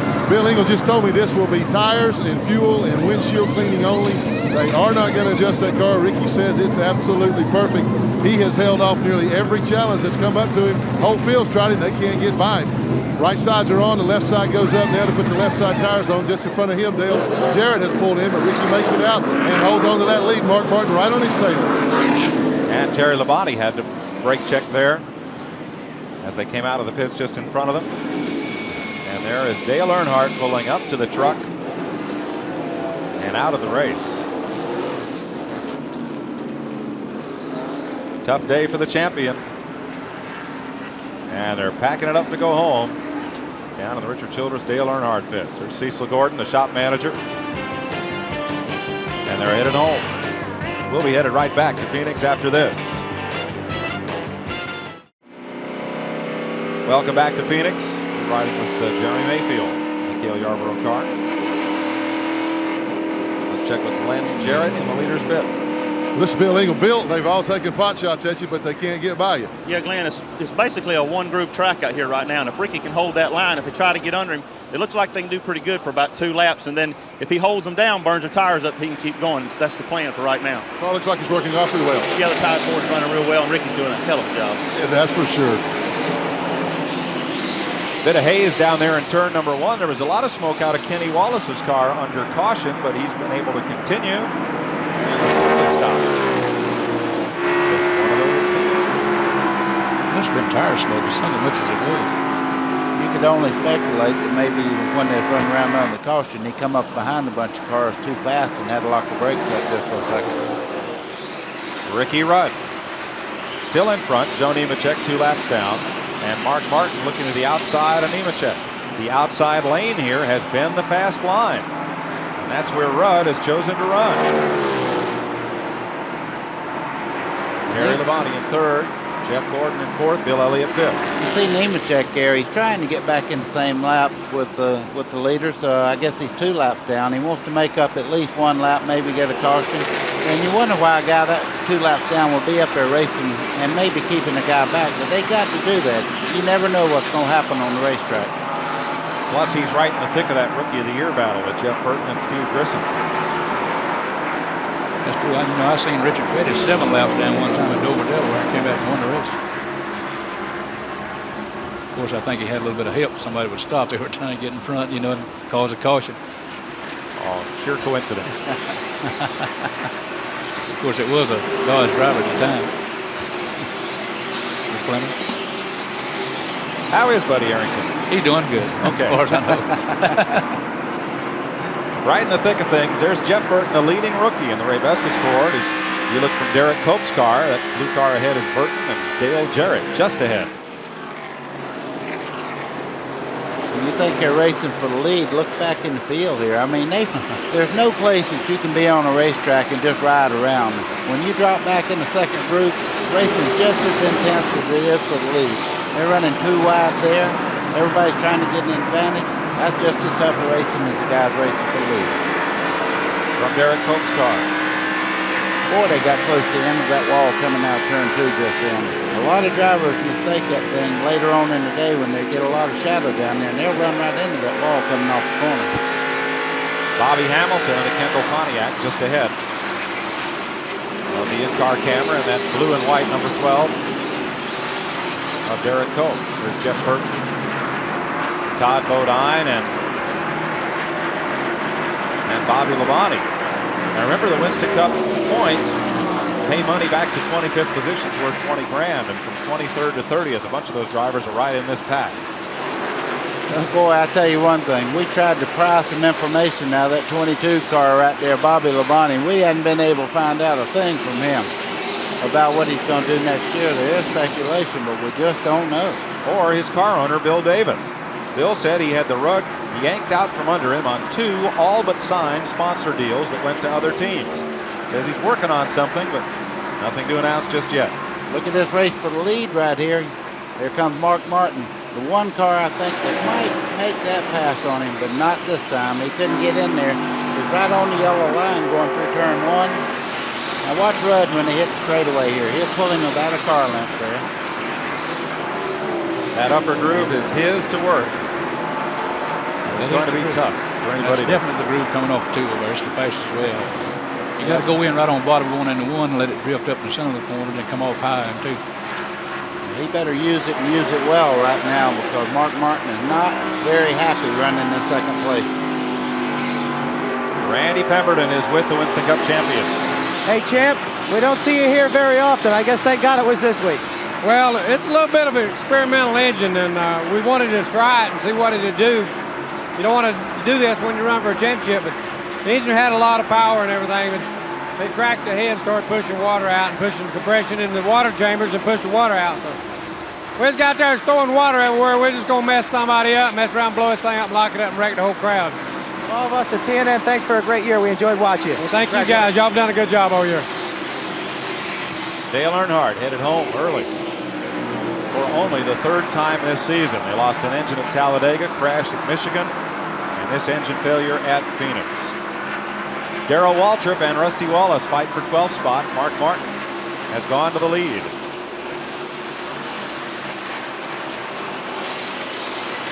One thing about Darrell Waltrip, when he seen that he had the preferred line there, he just checked up. Rather than race around here, you lose a lot of time by running side by side around the racetrack. He seen that he couldn't hold him off. He let him go. Early in the race, Darrell Waltrip's very heady. He does not get himself into a lot of trouble. Morgan Shepherd and Kenny Schrader. Shepherd is 6th in the points, and he is only 60 points behind Schrader, who is 4th. I don't guess in the last 15 to 18 races there's been a more consistent finisher than Morgan Shepherd in the Wood Brothers Sitco car there.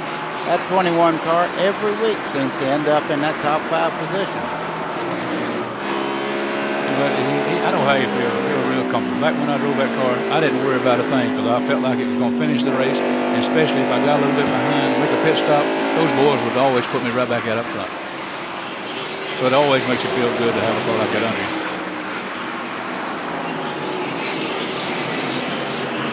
They're coming up on Schrader and Shepherd. Rusty Wallace and Lake Speed. Strong run for Lake Speed today. Wow, that's really close racing there. Looked like they were almost going to touch. That's the best Bud Moore's car run for a good while. Sure is. And he's happy. I think both car owner and driver have something to show today. Now, Terry Labonte battles Ricky Rudd. This is now for second place. There's been a train wreck on the front straightaway. Jimmy Spencer spun. Michael Waltrip did everything he could to miss him and ended up into him. Todd Bodine as well. Michael Waltrip 11th in the points coming to Phoenix, just back of his brother Darrell. Could not avoid Spencer's car and is behind the wall where Doug Hewitt and the Pennzoil crew will work on it. Spencer's car took a couple of hard hits. Here's what happened. Looks like Todd Bodine and Spencer may have got together. Michael Waltrip come down right into the door of the 27 car of Spencer. Everybody else weaving through there. That's the one wonderful part of having spotters here. You can see everybody slowed down where they don't come in there and get involved. We're not sure what the initial contact was. I don't understand why Michael went down and hit him like that. You know, I think he was trying to get around Burton, and they may have told him. Who knows? Who knows? Jimmy Spencer walking away.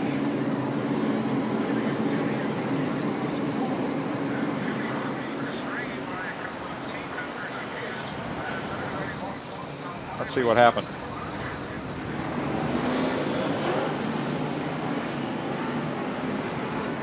He's going to get a mandatory check over, as any driver is involved in a super speedway incident.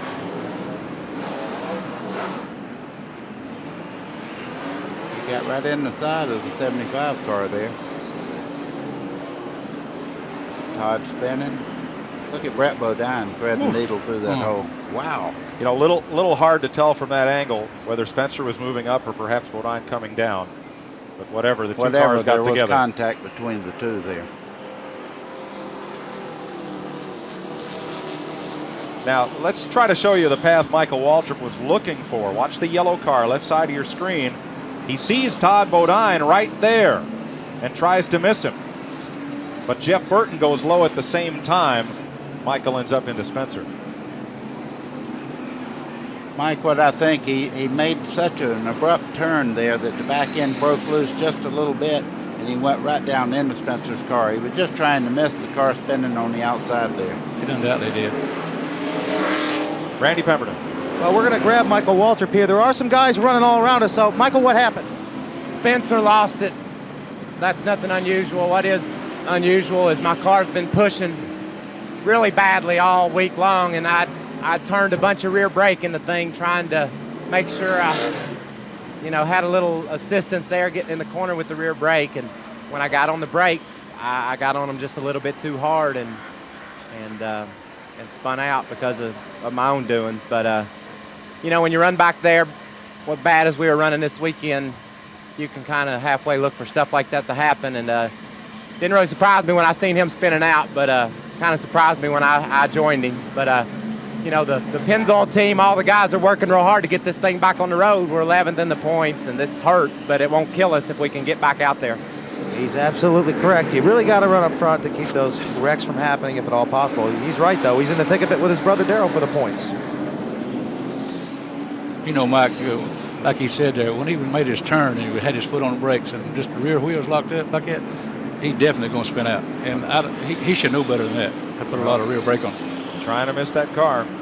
Harry Gant, while we were away, was involved in a spin under green here at turn number 2. Wow. Harry got all the way down into the escape roads and fortunately didn't hit anything. That was fortunate. He went by those tire barriers over there. That was a scary moment there. Drove all the way through the infield road course, back on the track, and made a pit stop. So we're under caution, the 4th one of the day here at Phoenix International for Jimmy Spencer and Todd Bodine.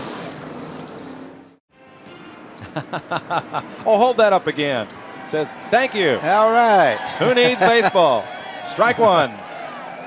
Who needs hockey? Strike two. Uh-oh. The racing season will continue. Winter Heat, Sundays on TNN all winter long, beginning November 20th. Super trucks. They are super, too.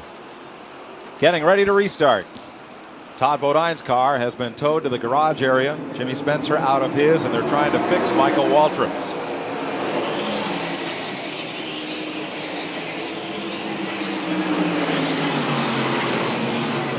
Terry Labonte goes to the outside and takes second behind Mark Martin. Ricky Rudd was third when they went to caution, and he's now 14th. Glenn, what happened? Well, Mike, they came in, everything was going fine until they got to the left side. The air wrench broke when they're on the left rear. They had to change air wrenches. It cost them a bunch of spots now. You know, he had a car that Billy Ingalls said if he could stay out front, he did well in. Now he's got to try to pass about everybody in the field. Not a good pit stop. No, Glenn, but now we may get to see just how good that car is as he works underneath Derek Cope and tries to work his way back to the front. Ricky Rudd is now 13th. Well, he's got a lot of straightaway speed. You see him going up beside Derek Cope going down the straightaway there. He makes that pass look pretty easy. But as he gets closer to the front, those passes will become just a little bit harder. And you see Cope come right back to him. Neither Ricky Rudd's car nor anybody else's is as good on the bottom as it is on the top of this racetrack. Well, now he's got to use those lines that he took away from everybody else a while ago, trying to get back up toward the front. And that makes his work really hard. Battle for 12. I expected them to get on that outside groove, especially coming off a 2 over there.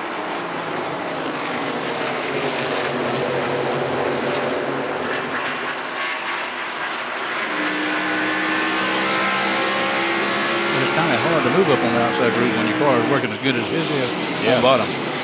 Todd Bodine is back in the race, which Mock and crew have repaired. The factory stores Ford, and Todd rejoins the field several laps down. Ted Musgrave, Kyle Petty. Kyle's car is working very well today. You see him on that lower line. Now watch this car, Musgraves, come off the corner here. He'll gain almost a car length. Well, not quite. He didn't have the line to come off very strong. I think the 42 of Kyle Petty was going to come on over anyhow, so he checked up just for a second. Right behind him, Rusty Wallace. Now, as you look at that gut green on Kyle's car, you won't have to see that next year. They announced yesterday that Coors Light would be Kyle's sponsor. The car is going to be silver and with rocket red numbers. Silver bullet. I bet they're hoping it'll be a silver bullet, because they've had a tough year this year, but they have the ingredients to turn that thing around. Kyle Petty's a good race car driver, and the crew is certainly good. Yeah, we'll hope they don't have to recycle too many of those cans. A little further forward, Sterling Marlin, Bill Elliott, Jeff Gordon, third place. Well, Jeff's car is really working well. His hands are almost motionless in the corner there. Once he makes that initial cut, that car is handling so well. In contrast with the 2 car of Rusty Wallace a while ago, he looked like he had a bee on his arm trying to get it off, fighting that car every inch of the way around the racetrack. Here's your Napa Field standing update. Napa, we keep America running.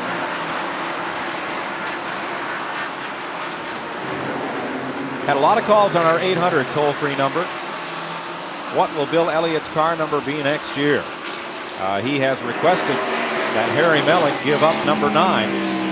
And we're told that if that does not happen, that Elliott's number will likely be 94.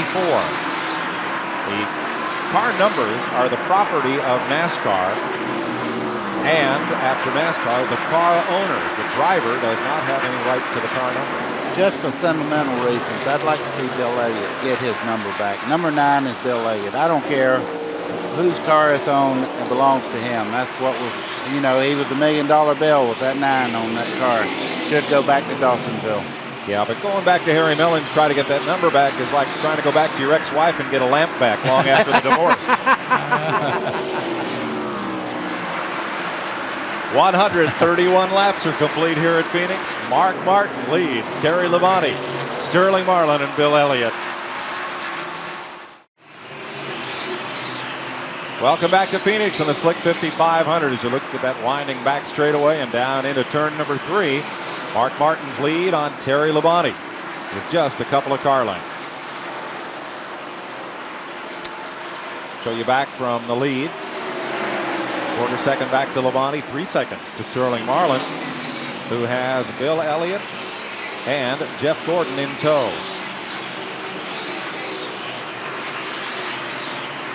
Glenn Jarrett. Well, guys, I'm standing down here with a fella that I know we're all glad to see, a fella that I'm particularly glad to talk to. Ernie, first thing I want to know is how you doing, man?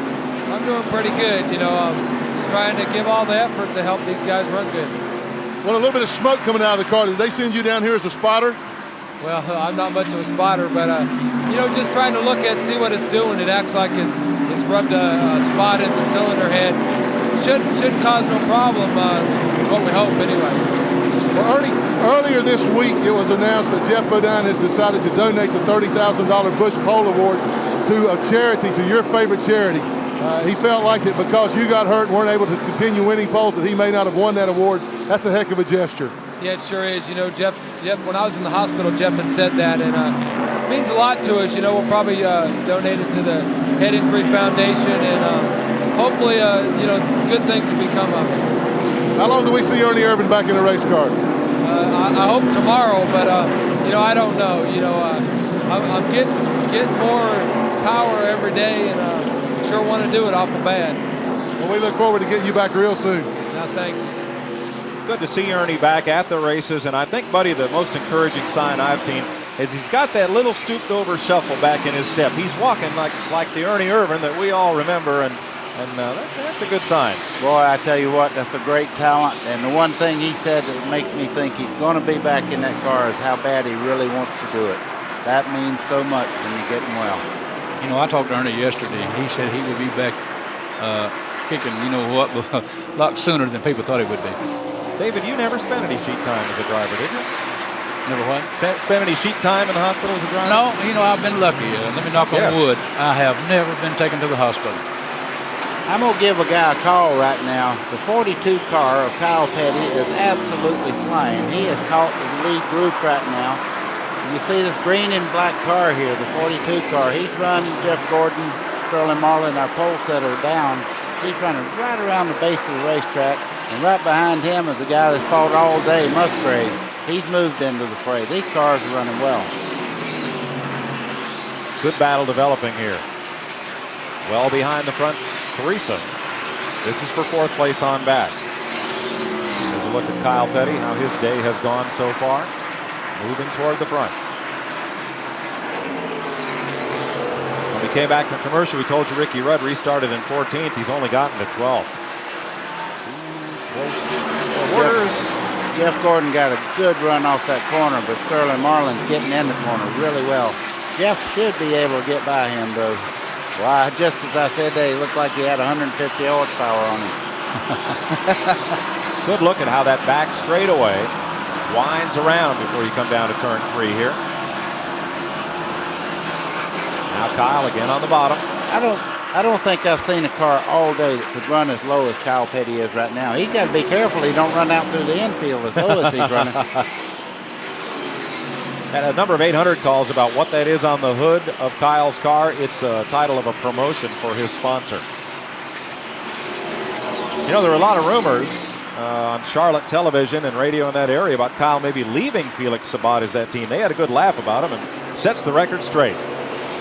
I think the rumors start because I don't have a contract with Felix, a written contract. We just have a handshake. And basically we were tied together with a sponsor, and when Coca-Cola, when we split with them and now we're signing with somebody else, then that kind of put me on a deal there where everybody considered me a free agent. But I'm with Felix. I'm going to be with Felix. And I'm with Felix for one reason. And I've told the reporters this, and I guess it goes in one ear and out the other ear. They're not paying attention to me. I'm with Felix because I want to be there, because we're friends. It's a lot more than a driver-owner relationship, where there's a lot more involved in that. And we're friends. Our families are friends. We've been friends for 6 or 7 years now, and each year it gets closer and closer. So each year it gets harder and harder for me to think about going back to level cross because I am so tight with Felix. So, you know, I'm going to be here for a long time. Let's go down to his pit, Randy. Well, Barry Dotson has been talking with Kyle Petty. Barry, you're having a heck of a run. He's right on the bottom. He's doing a good job. You know, he has all week, and we want to do a good job right now for Mellow Yellow. Car was a little bit tight at the start. We took a pound of air out and 2 rounds of bite, and the pit crew's doing a great job also. Can you run on the bottom like that all day without abusing a tire? Yeah, you can. Sometimes it hurts you a little bit getting off the corner, and I think you're seeing that right now, but we've been real happy since we got here. Congratulations on a good run so far. Thank you, bud. Kyle's last win, June 93 at Pocono, 46 races ago. You know, you was talking about contract. As long as I raced car, I never did have a written contract with anybody I drove with. And that's the truth. I always had just a handshake, and that was good enough for me. I felt like if they didn't want me, I didn't want to be there, and if I didn't want to be there, they didn't want me. So that's the way I always felt about it. You know, it's kind of good to know that that's still good enough for some people. It is. Yep. Mark Martin and Terry Labonte run just that far apart for the lead here at Phoenix, 147 laps down. Well, I think, Mike, what we're seeing right now, you heard Mark Martin a while ago. He wanted to see this thing get under the green for 75, 80, 90 laps. He thought he had the race car set up for later on in the race, and it's paying off right now. TNN congratulates Wayne Anderson, champion of the Featherlight Modified Tour of NASCAR. Featherlight Trailers bring you these views from our helicopter-mounted camera, looking down on Mark Martin leading this race. Terry Labonte in second, Bill Elliott third, Sterling Marlin fourth, and Jeff Gordon in fifth. Kyle Petty sixth. Look at the leaderboard. Ted Musgrave, Darrell Waltrip, Bobby Hamilton, and Rusty Wallace. Bobby Hamilton in the top 10. And moving up, Brent Kendall car. There is the lead.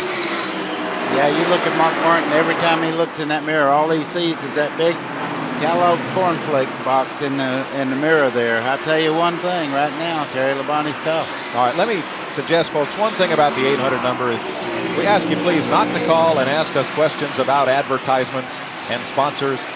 We got 47 calls about who that guy Charlie is in the commercial with Terry Labonte. We don't know. And in case all those people up in Battle Creek are dialing the phone all day to get that on, we don't know. Sorry about that. Bobby Hamilton right ahead of Rusty Wallace as you watch from Rusty's car. Made his Winston Cup debut right here in 1989. He drove one of the Days of Thunder camera cars for, I think, Paramount. That Tom Cruise movie. That was his first Winston Cup start. You know, a long time ago, he drove for the 8 car, which Wallace is driving now. Kenny Wallace is driving in bush racing, and I tell you, he won some races. This guy's got a lot of talent. I think he's going to do a good job with Felix Sabates. He's the team running car to Kyle Petty. On the move, Bobby Hamilton moving forward. Now in the top 10. They're riding with Rusty as they pull up on Ron Hornaday, and that's Spears Manufacturing, number 76, number 2-point man of the Winston West Series. By the way, Michael Waltrip is back in the race, 36 laps down. It took 20 minutes to repair his car.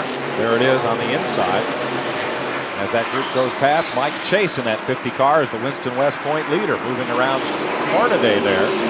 Now Chase is 2 laps down.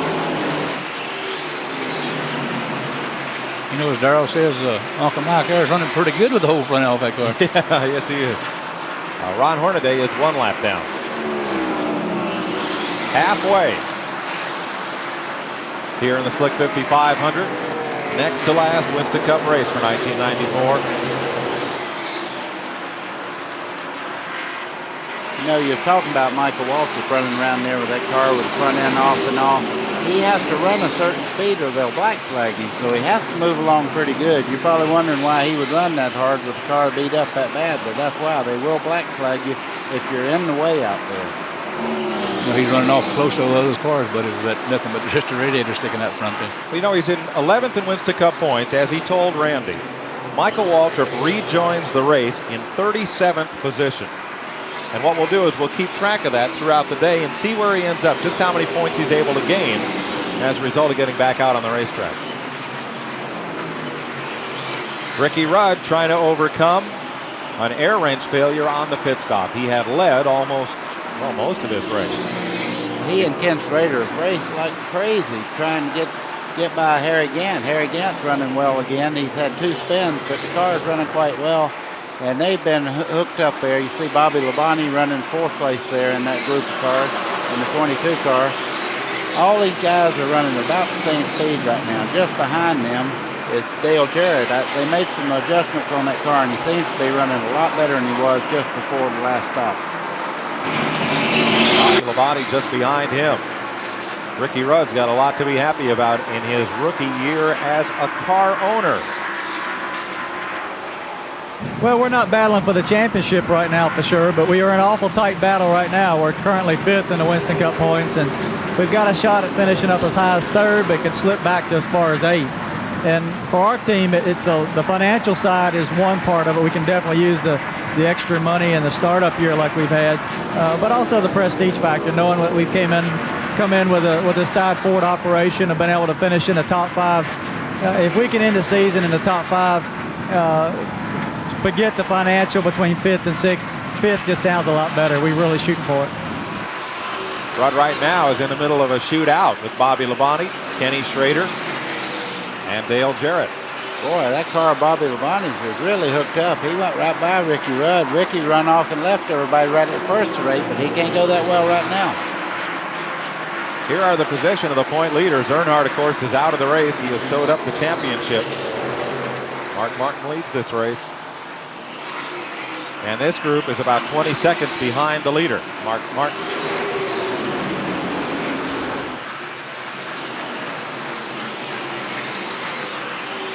Now you see that groove about 15 minutes ago. Everybody was making all the time on the outside of the racetrack. Bobby Labonte found a place on the lower part of the racetrack, and that's very important to be a great race car driver, be able to adapt to the racetrack. When it gets slick at one place, be able to move where your car runs the fastest. Bobby Labonte gets away from that group and starts to go on. Ricky Rudd now has Ken Schrader and Dale Jarrett filling up his mirror. They lap past P.J. Jones and Jim Smith's Ultra Wheels Ford. That 06 on the right side of your screen is a former Junior Johnson car. We'll be right back to Phoenix.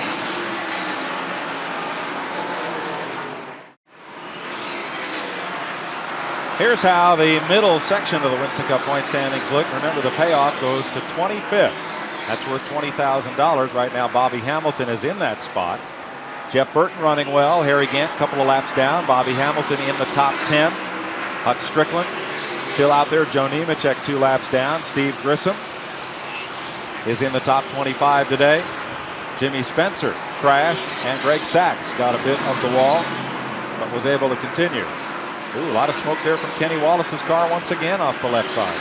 Yeah, that's an unusual place for the car to have smoke. It's when he gets back in the throttle after he breathes it going in the corner. So that may turn into something ugly later on. Folks, along with Halloween coming up tomorrow, I guess, Election Day comes up pretty shortly here, early in November. We want to encourage everybody to vote. And a vote was taken here in Phoenix, and it'll be 4 more years. 4 more years at TNN here at Phoenix for Winston Cup Racing. Track president Buddy Joe, but TNN's David Hall put pen to paper and got the deal done. So, what a great racetrack. I tell you what, it's wonderful out here. It looks like you're looking in the viewfinder when you look across out over the mountains and all here. It's a wonderful place, good racetrack.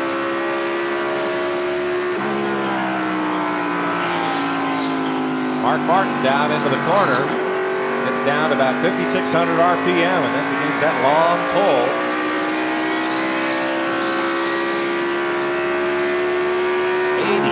Wow, did I see 8,900? Yeah, and 160 mile an hour down that back straightaway. That is so Okra, folks. Don't tell me I saw 8,900 RPM there. Oh, yeah. And Mark Martin, one thing they're not worried about, Jack Roush, when he sets the time and he sets it at 10,000, I never seen anybody turn one like he does. Down to turn 1, the front straightaway is shorter here. I've got to see this again because I'm not sure I believe it.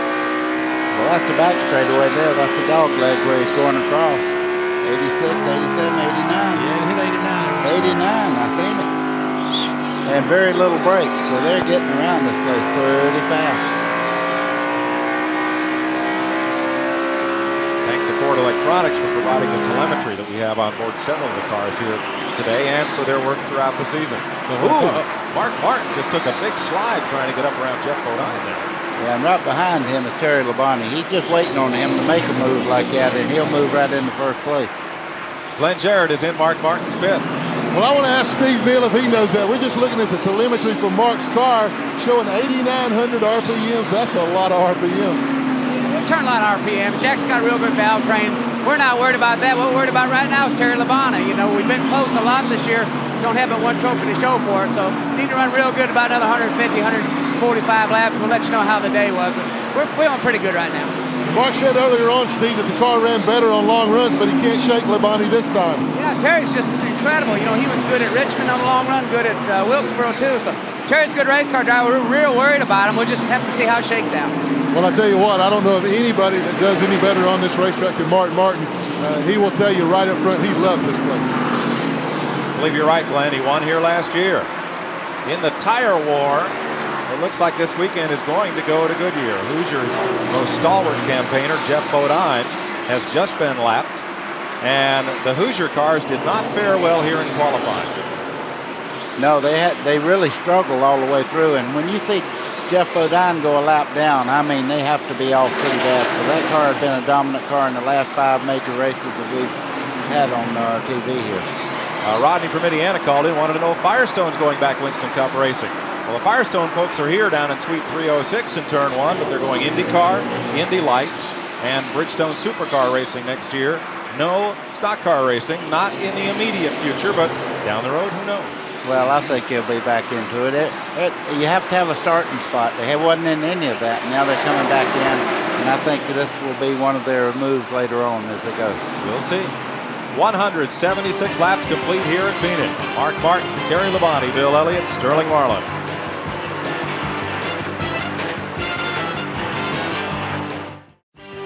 Today's exclusive coverage of the Slick 5500 on TNN is brought to you by Stanley, the world leader in automotive caps and thermostats. Here's how they're running at Phoenix as you watch Mark Martin about to put a lap on Morgan Shepherd. Terry Labonte right there in the picture, then Bill Elliott nearly 6 seconds back. Jeff Gordon and Sterling Marlin running nose to tail, 13 seconds behind the race leader. You know, we've got a lot of new fans in NASCAR racing. I would estimate as much of a third of our audience is new to this sport within the last couple years as Mark Martin cuts in behind Morgan Shepherd there, and we've had 4 calls on the 800 number. Why don't these cars have doors? Well, they have doors. They have metal where doors are supposed to be, but the one thing you don't want is an accident and something flying off of the car. So they make the outer shell all in one piece there where you don't have a door flying off and making a dangerous thing for cars that are coming up on a wreck. Yeah, they're afraid the door will fly off and the driver will fall out. Well, also you build those roll cage bars up so high that there's no point in the door opening. You wouldn't get in the car any easier anyway. That's right. And there's no door handles on these cars because they race so close. Like this. Yeah, Terry Labonte's trying to go in the lead here. Mark Martin opened up about an 8-car length lead there for about 4 or 5 laps, and Terry's running right back down. They're trying to get by the 21 car there, put him a lap down, and I tell you one thing, he does not want to go a lap down, so he's racing hard as he can. They're having a real tough time getting by Morgan Shepherd. You know, you'll notice, but most of those cars are running higher now, and that's an indication that they are getting loose. There's 2 things happening right now. I believe the surface is getting slick and the tires are getting worn down real bad, so the preferred line right now is right on the edge of getting into the gray stuff on the outside there. You see 21 cars right up against that gray part of the racetrack. And again, Mark jumps right back in line. And just as when Ricky Rudd led this race, the driver in the high groove is pretty much controlling things here. But here comes Labonte. Well, Labonte don't care where he's got to try to pass. He's real smooth on the throttle. When he picks up the throttle, he makes sure he doesn't break the rear wheels loose. He's a good slick track driver, and so is Mark Martin. This ought to be a great fight here. Labonte is right there. I never had a neat name like the Iceman. That's what they call Terry Labonte. Several guys have got really neat nicknames. Of course, Dale Earnhardt, they call him Ironhead, so what's that tell you? Well, they never called you Balloonfoot.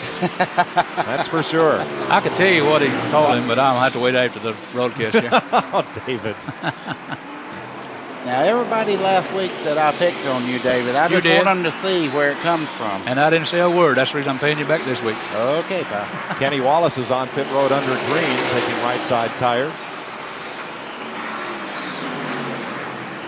Morgan Shepherd hangs on the lead lap. Bobby Hamilton and Ricky Rudd battle. This is for 11th place.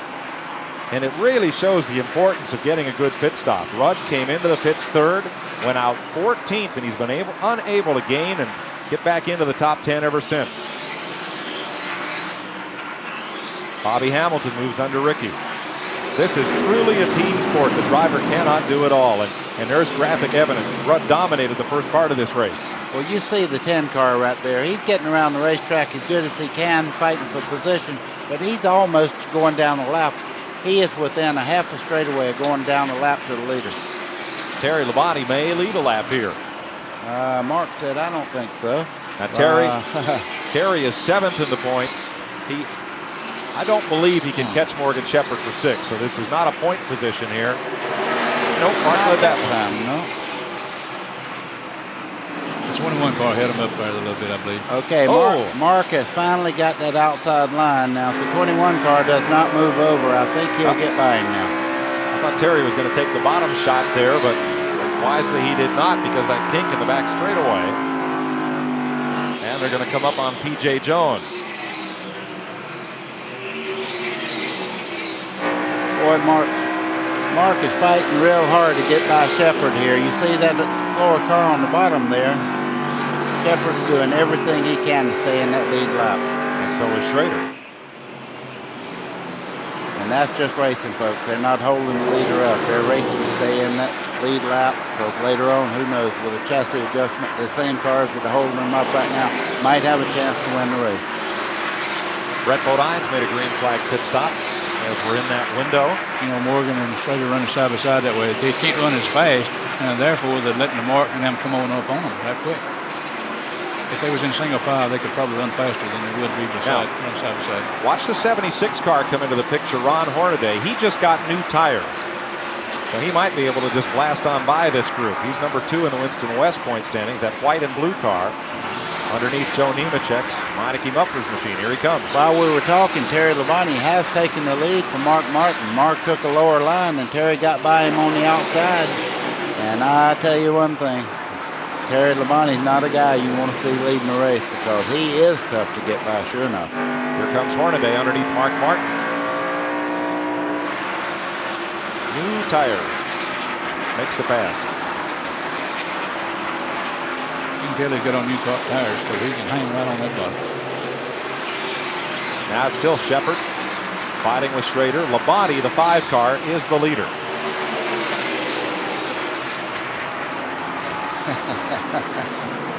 Well, one thing about it, as long as they run side by side, nobody's going to pass them, that's for sure. Nope. P.J. Jones completes a pit stop, and the leaders get back to single file for the moment. We'll get back to Phoenix after this.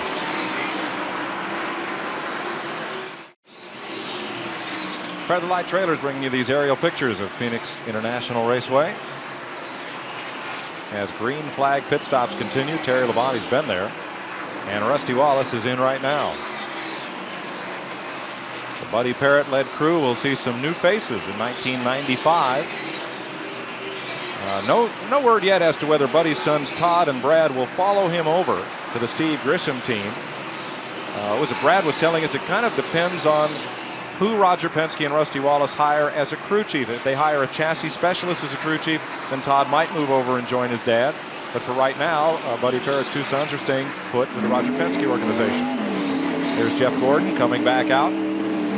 You know, this is a very unusual way to get back into the racing action. They do have a pit road that you go all the way around the inside of the racetrack and join the traffic on the back straightaway. I think that's a very smart idea. I wish more racetracks had that, so you didn't pull out in the corners in people's way. You know, I noticed on the pit stop there, Gordon and also Rusty Wallace, both of them took weight out of the car, so they was definitely too tight. Ricky Rudd is in. Oh, Rusty Wallace has been black flagged for too fast down pit road. When it goes bad, it goes bad. He's had a tough day all day today. one thing about Harmony, when you make a comment that everybody's splitting up, everybody's coming in, leaders are coming down pit road right now. Kyle Petty and Mark Martin have chosen to pit at the same time at 200 laps. Rusty Wallace is back in. Jeremy Mayfield's in. Randy Pemberton. Well, Terry Labonte is in, and I'll tell you, this team is looking for a great pit stop. Brian Griffin on the right front, Gary Smith on the right rear as Mike Slattery does left side lugs. They're going to add one round of wedge to the left side. They roll the left front tire over. It's a good pit stop so far, guys. Left rear is done, down and away. 20.9 seconds. Well, Mark Martin has brought his car in. They have changed 4 tires. Mark's already away. They made one chassis adjustment. They changed 4 tires, put in fuel. They made one chassis adjustment. They took a half pound of air out of the right rear. Right before Mark pitted, Ricky Rudd did. His car was way too tight. I saw him take a round and a half of bite out of the right rear of that car. Bill Elliott, and serviced by Mike Beam and the Junior Johnson crew. Fueling is done. That's that hand in the air. And once the car drops off the jack, that's the signal to the driver to take off. Green flag pit stops. Randy? Well, Bill Elliott was just in, guys. I didn't see any chassis changes on the Budweiser Ford, with the exception of just bolting on 4 tires, and Bill's back out. Morgan Shepherd is in. He'd just gone a lap down.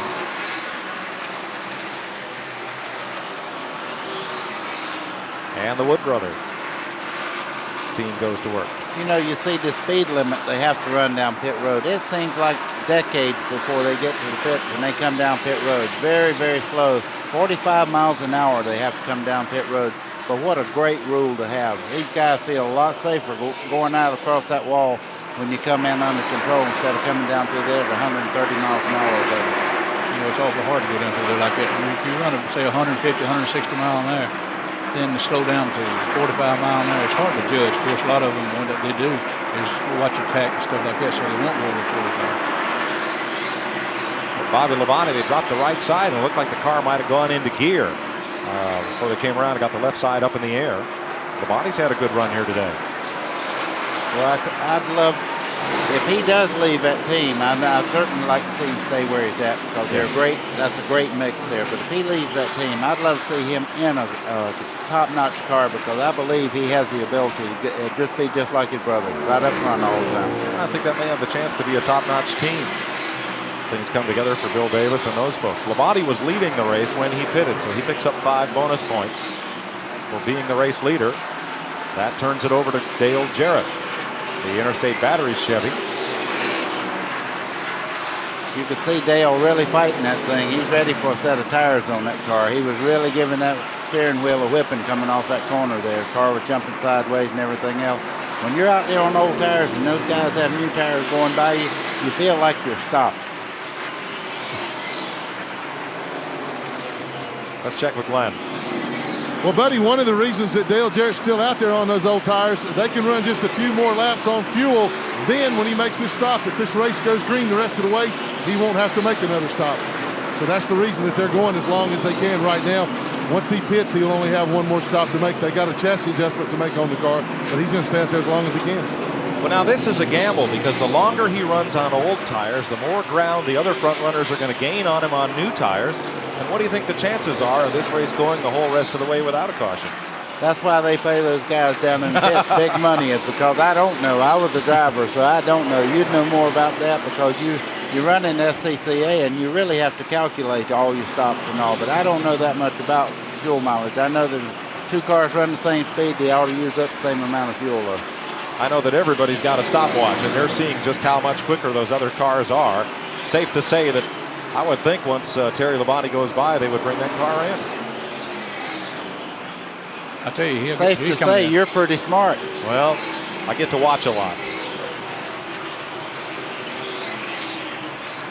David, when you were winning a lot of races, did they do that a lot, leave a car out on the racetrack for fuel mileage, or did everybody get tires when they could? Well, it all depends. Just like you said, you figure it out. Wood was real good at that. They were smart, enough to figure it out. And they would always check and see the gas mileage and exactly how many times we'd have to stop. Glenn Jarrett. Dale Jarrett brings the Interstate Battery Chevrolet in for the 4 tires. As I said, this should be their last stop if this thing goes green the rest of the way. All year long, this team has gotten better gas mileage. They are making a chassis adjustment. In fact, they're going 2.5 rounds, so they made a major adjustment. Haven't had the handle on the car all day the way they wanted to. Left side is down, and he's away. Should be the last stop for Dale Jarrett. Now, I'm a little surprised they used jacking wrenches on both the right rear and the left rear on that stop. Yeah, so am I. Well, they have that car balanced, and they have places marked on it where you know where to jack it up, and you can actually raise the whole right side just there on the right rear corner. We'll get Glenn to check on that when we come back. 209 laps are complete here at Phoenix. Terry Labonte has the lead over Mark Martin, Bill Elliott, Jeff Gordon, and Kyle Petty. Today's exclusive coverage of the Slick 5500 on TNN is brought to you by Napa. We keep America running.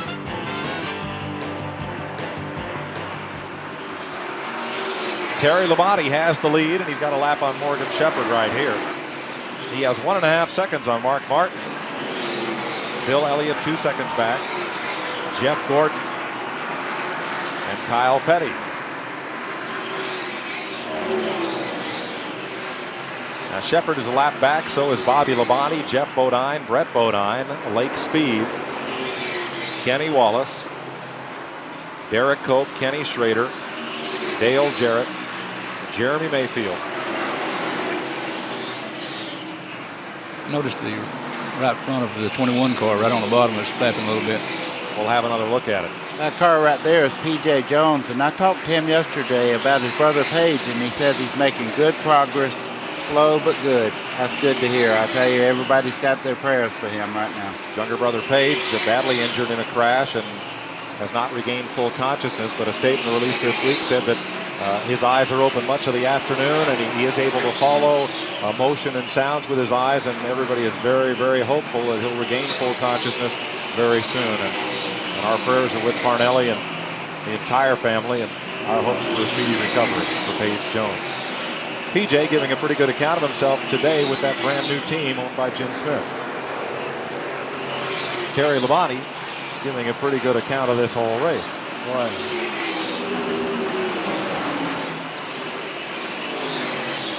Bobby Hamilton takes one away from fellow Nashville native Darrell Waltrip. I'm just fixing to say, they've done this before. They've raced a many a mile against each other. That was for ninth position there, and Bobby Hamilton got right by DW. It'll get a little tougher near the end of the race for him to keep that spot, though, I would imagine. Bobby Hamilton, 25th in the Winston Cup points. That is the last paying position. Even though Earnhardt has nailed down $1.25 million as being champion, there's still $1.75 million to divide among the next 24 drivers. You know, when you talk about second place paying $350,000, I mean, 4 or 5 years ago, the national champion didn't get that much for winning the championship. So there's a lot of money from second on back for every one of these guys, and they're fighting hard now for points. And that also to sit on the stage there. Be in the top 10, you get to sit on the stage. Otherwise, you're out there with the cattle feet. Well, as you saw earlier, in Richard Petty's 7 championship years, what was it, $1.9 million, and Dale Earnhardt almost $14 million for his 7 championship seasons. A lot has changed. Kyle Petty, Sterling Marlin. This is 5th place. Fingerhut car, Jeremy Mayfield just behind Marlin. Presently is in 20th, 1 lap down. There you're watching from Jeremy's roof cam.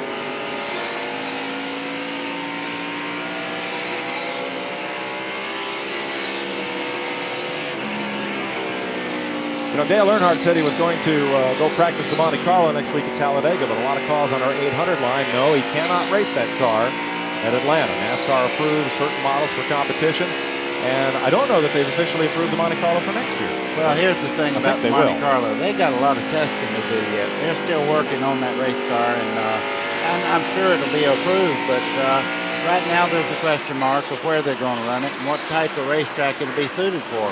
But the Monte Carlo is a great name in racing. When the Monte Carlo used to race, it dominated racing, and I've driven one, and it's really a neat car on the racetrack. You get a lot of downforce, so look for that car to be tough. Now what will probably happen, even though Chevy no longer builds a two-door Lumina, likely, if based on past practice, NASCAR might grandfather in the Lumina, so some teams could continue to run that body style through the 1995 season. But the Monte Carlo is the future for Chevrolet and Winston Cup racing. Grandfather somebody in. Never mind, I won't say anything else. Pearson, you're being awful quiet, but I tell you what. I wonder why. As they come down in the corner here, Sterling Marlin is really getting after that car. But you see Kyle Petty there, one of the best runs he's had all year long. That car is sticking right on the bottom of the racetrack and highly competitive right now. Kyle is acting like he's a little bit sneaky. He just wants to ease on up there a little bit. He's getting there. Kyle is in 5th place. 224 laps complete. Terry Labonte leads Mark Martin, Bill Elliott, Jeff Gordon, and Sterling Marlin.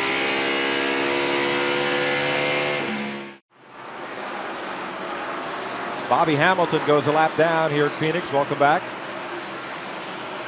There is the lead that's beginning to build for Terry Labonte over Mark Martin, Bill Elliott, and a long ways back now to Jeff Gordon and Sterling Marlin.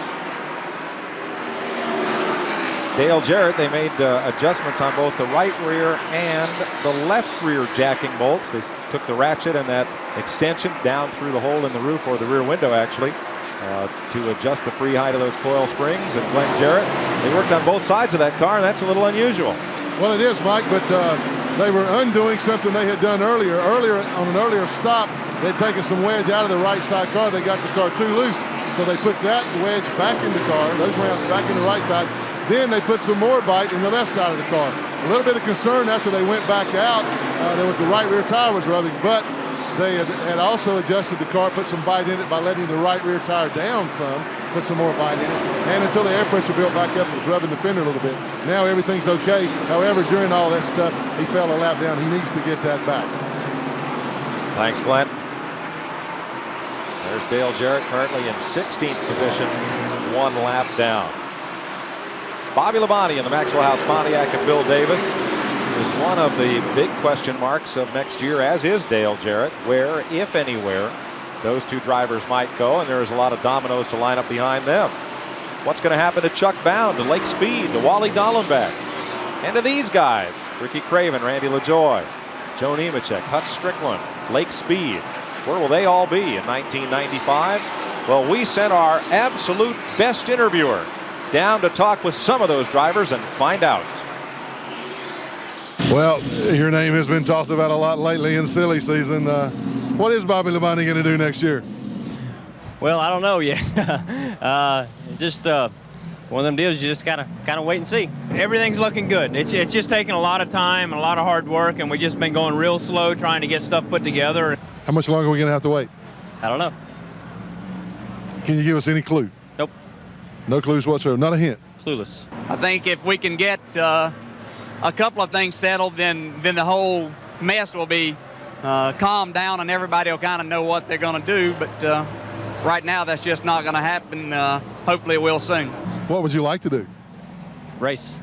There's a lot of different things still going on here, and we probably won't know anything till after Atlanta. Any particular person you want to race for? Just race. Race a lot. That Glenn Jarrett, he always gets right to the heart of the story. I believe you could have wrote that on the letterhead, couldn't you? Well, we're all having a little fun with that, including Glenn. Here's how they're running at Phoenix, 235 laps down. Terry Labonte is kind of wearing them out. Mark Martin is the one car that's been able to stay with him. And there you see the shadows in turn 2 from the billboards. And you see how that end of that wall, as Buddy talked about earlier, is all in the shade there and kind of sneak up on you if you're not careful. Bumper cam. Hard to tell who the sponsor was there. Mane and tail. Gosh. And plenty big There it there. goes. Let me tell you, that camera, I don't know what that is or where it hangs. Usually that camera sits right where the license plate goes on a Ford Thunderbird, so you see the back of the rear bumper. Great shot. You see how close you come to that outside wall coming down through there. And I'll tell you what, if you snag that boy, you're in big trouble. That's That's up close and personal there. Todd Bodine, that was in a wreck earlier today, got his car fixed and running quite well at the moment. And Ted Musgrave moving up as they close in on Kyle Petty.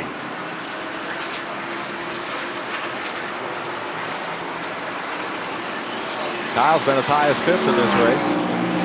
Currently running in 6th. There are only 7 cars on the lead lap, and this is the last group of those. Ted Musgrave is the last car on the lead lap at this moment as Terry Labonte continues to race around Phoenix. We'll be back. The car owner standings are quite a bit different than the driver standings because of the 3rd place team, Robert Yates Racing. Ernie Irvin started the season for them until his accident in Michigan. And Robert still has 3rd place in the driver standings as of right now. Now Richard Childress owns Dale Earnhardt's car. Roger Penske, the owner for Rusty Wallace. Robert Yates, the 28 car, currently driven by Kenny Wallace.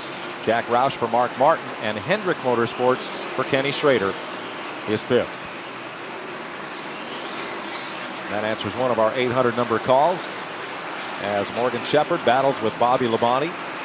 And Joe Nemechek is a lap behind these cars, as you'll see from our field summary. Had a couple of calls. Some longtime fans want to write to David Pearson, and you can do that. Write to David or any of us on the telecast at TNN Viewer Services, Opryland Drive, Nashville, Tennessee.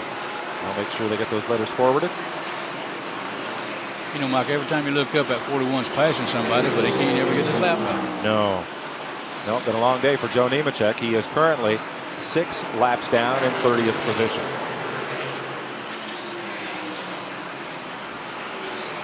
And a couple of folks called and asked where Ned Jarrett is today. Ned hosts Inside Winston Cup Racing on Bobby TNN. Labonte looks like he's off the pace just a little bit. Excuse me, Mike. Yep. I noticed he dropped to the inside and let that whole line of traffic pass him. I don't know whether he's having a handling problem or what, but he pulled over and let that whole line of traffic go by.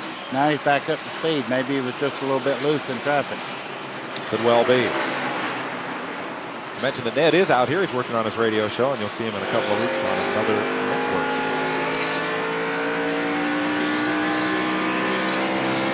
Anything wrong with Terry Labonte? That's Jeremy Mayfield there, and you've seen the lead car from Terry Labonte there. Terry's really getting around this racetrack. He's making this thing look awful easy, but I'm sure he's out there working as hard as he possibly can. But that's a great race car. It's not slipping, it's not pushing. That's a great feeling. You don't get a race car that good many times, but when you do, you better use it. Well, that's true. He just moves around Mike Wallace. Mike will be back with Junie Donlevy in that 90 car next year, but it gets new paint job, a teal and black. Boy, that'll be pretty. You know, that's one of the prettier cars, really, on the racetrack, and it's a good team. And Mike Wallace says one thing about this race team. Later on, he wants to really get involved in maybe buying part of or becoming one of the owners of this team. So that's why he's really got a personal interest in Junie Donlevy's race team. He'll be back there next year. As with this young man we're riding with, Jeremy Mayfield will return for Cale Yarborough in 1995. And has a multi-year deal to drive for Cale. Coming up on 250 laps, we'll be right back. You're riding with Rusty Wallace, number 2 point man in the Winston Cup Series, and in this race, he is 2 laps down in 18th position. You know, I just seen Terry Labonte go by him just like he was backing up, so he's definitely going, and he's pulling away from Mark Martin too, also. Labonte extends his lead now to almost 3 seconds over Mark Martin. Bill Elliott is 5 seconds back, and it's a long way to the 4th place car. You know, a lot of times Terry, just like Terry's running right here, the car feels so good, you got to run hard. A lot of guys say, well, why don't he back off a little bit? If he backs off, the car might push a little bit. If he runs harder, it might get a little loose. So he's running what he's got to run right now, although he is pulling away from Mark Martin. For position, 4th place. Sterling Marlin gets underneath Jeff Gordon. The longer Jeff runs, he seems to lose a little momentum near the end of a green flag run here, and is very close to pit stops again, I would imagine. So Sterling seems to have a better car for a long run. You see him going in the corner there. Jeff didn't really fight back much. He let him have the spot, go on by, not handling right. We'll talk about this later on. Sterling Marlin this weekend became the season's 16th different pole position winner, a modern era record, and the most pole winners since 1970.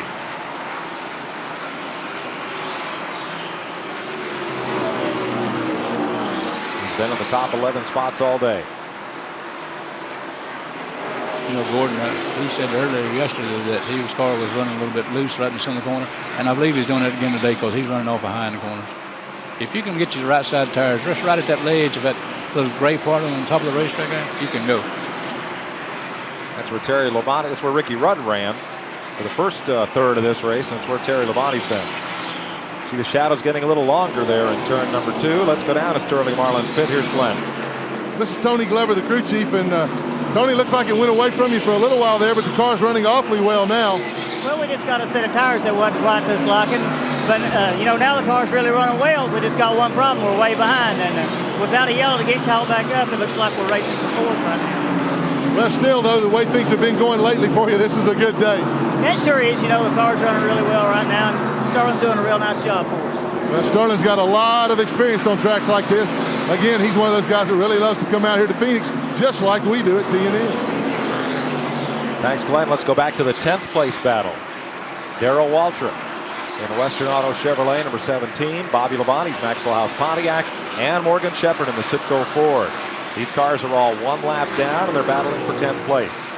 Very evenly matched, but everybody's got a different way of getting around this racetrack. You see Bobby Labonte actually getting on below the yellow line, getting in the corner. Morgan Shepherd's running the higher line. DW's doing what he always does. He runs the DW line around here. He's got his own way of getting around. Looks like Darrell's pulling a little bit away from him. Now Morgan Shepherd climbs the hill, but gets a good pull off turn 2. Puts Bobby Labonte behind him for the moment.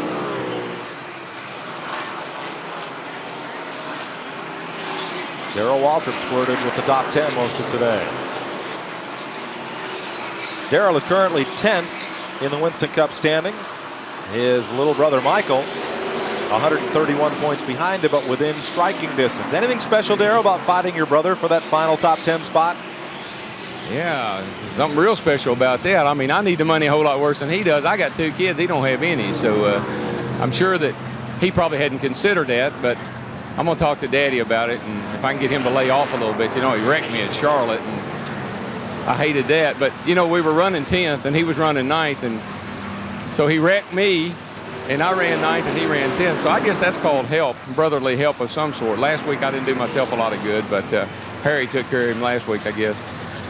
Couple of races here and we'll be all right. We get through this weekend and I'd like to have a big enough cushion so I can do like Earnhardt and not even have to show up to finish 10th if I didn't want to. It's hard to get a serious soundbite out of Darrell Waltrip, but let's check with Randy.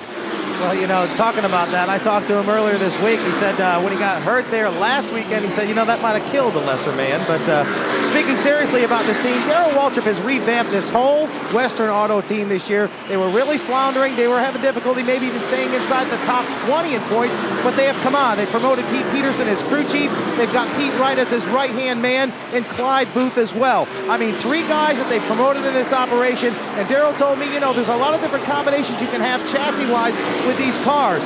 Different chassis work different for different drivers, but we have to find out what chassis works for us before we can make all our cars the same, and sometime that'll take a whole season. So next year expect Darrell Waltrip to run even better when they get it figured out and get all the cars that Darrell wants the same. Unless you're the champion every year, you can't be complacent. You got to keep working at it and find what is the right combination. They've taken some chances and they've made some big changes, but in Darrell's case, they seem to be paying off. What a character that DW is. I'm going to tell you what, he does a lot of broadcasting with us on Saturdays for the Busch races and all, and he's got a different way of looking at a glass of wine, believe me. Everything's not the same color to him as it is to other people. Very interesting to talk to. He's very, very intelligent about what's going on the racetrack. And he's got the quickest draw width in the garage area. Oh, by far. I'm glad you didn't say up here, but I know what you meant. You meant up here, too. No, I didn't.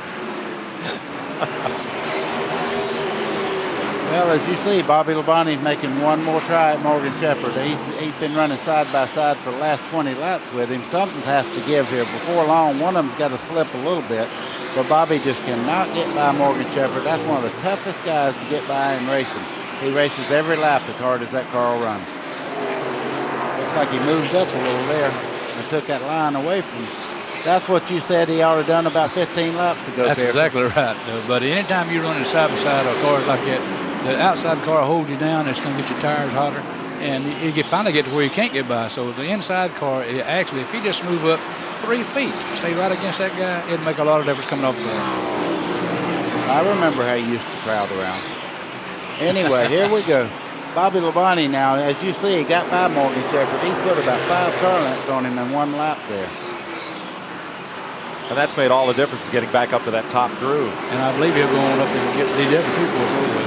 See Kenny Wallace there. He was just in the pits getting 4 tires. And look at the advantage he has. Even though the car is not up to speed, that it's puffing a lot of smoke. I just don't know what's keeping that car together.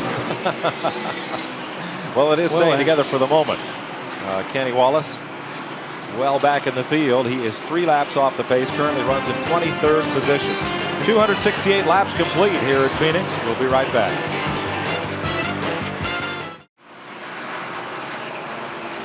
Terry Labonte has dominated the second half of this race. Now the first 3 cars are on the lead lap, and you look back, Jeff Gordon shown as 24 seconds down, and Sterling Marlin has 30 seconds down. Among the rookies, Jeff Burton has soldiered on today, but he has been off the pace. He's 6 laps behind in 28. Here are the rookie points. Only the top 15 finishes count for the Max Race Cards Rookie of the Year award. And it's between pretty much Jeff Burton, Joe Nemechek, and Steve Grissom at this juncture. Jeff Burton has led that contest for most of this season. We asked him how important it would be to him to be Rookie of the Year. The rookie thing is important, but it's important, I think, probably from the standpoint of looking at it a couple years from now and looking back saying, hey, we did that, and it's a big deal. It's so hard to be competitive in Winston Cup that we're working so hard just to get competitive against everybody.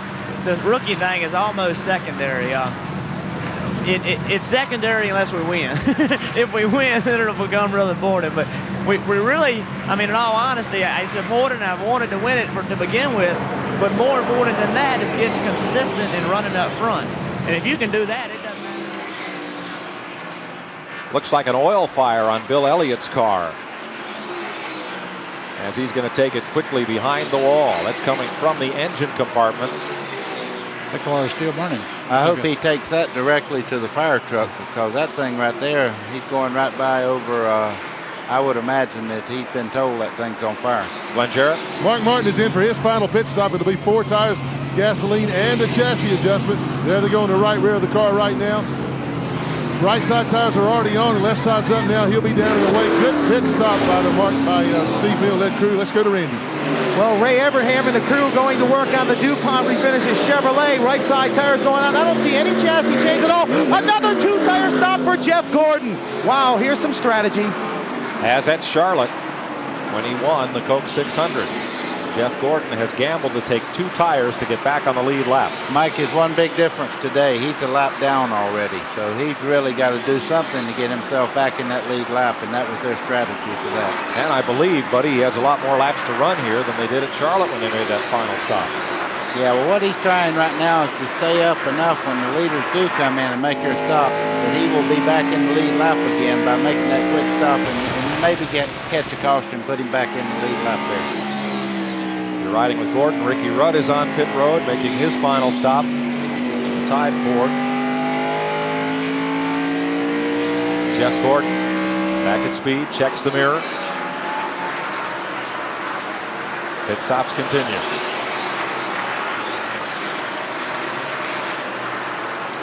Darrell Waltrip in and out. Kyle Petty comes down pit road.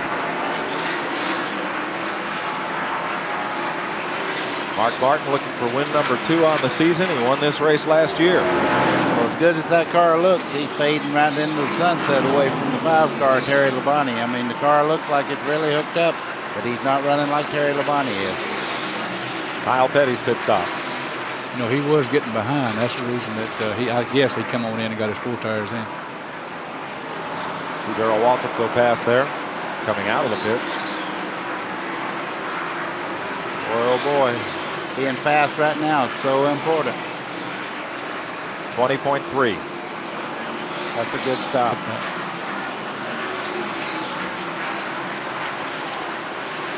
Jeremy Mayfield in.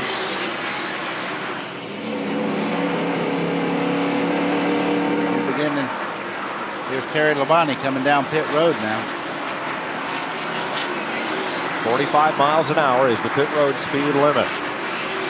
Randy Pemberton is in Terry Labonte's pit. Randy? Well, you were certainly right about his teammate trying to get back on the lead lap, Jeff Gordon, with 2 tires. Believe it or not, these guys were considering the same thing.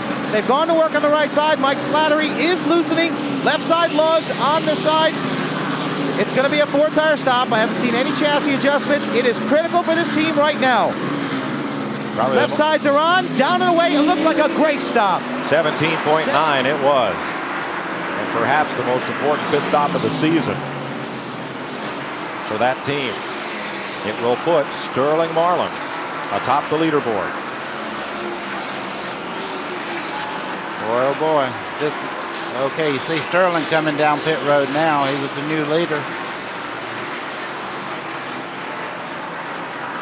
Boy, that seems so slow, but it's the same for everybody. 45 miles an hour and a long way to go. Glenn Jarrett is in Sterling's pit. Well, and the crew thought he would never get here, Mike. And Dale Jarrett stopping right in front of him. He's going to have to make a sharp turn into his pit. Sterling's going to slide to a stop. They go to the right side, putting fuel in the car. I believe this is only 2 tires too, guys. If you look at both cars, Jarrett and Sterling Marlin here right now. And it was 2 right side tires only.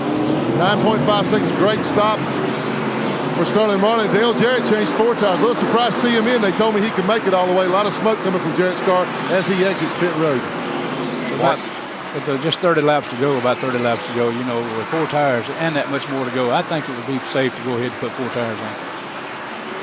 Well, I think what everybody's doing now is what they have to do to try to get back in the lead lap. And the way Terry Labonte's running, the bad news is he has 4 tires, and he's going to really be flying around this racetrack over these cars that only took on 2.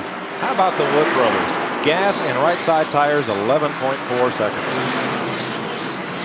They've been fast since the day that I ever seen the 21 for the first time. 284 laps complete. We'll be right back to Phoenix.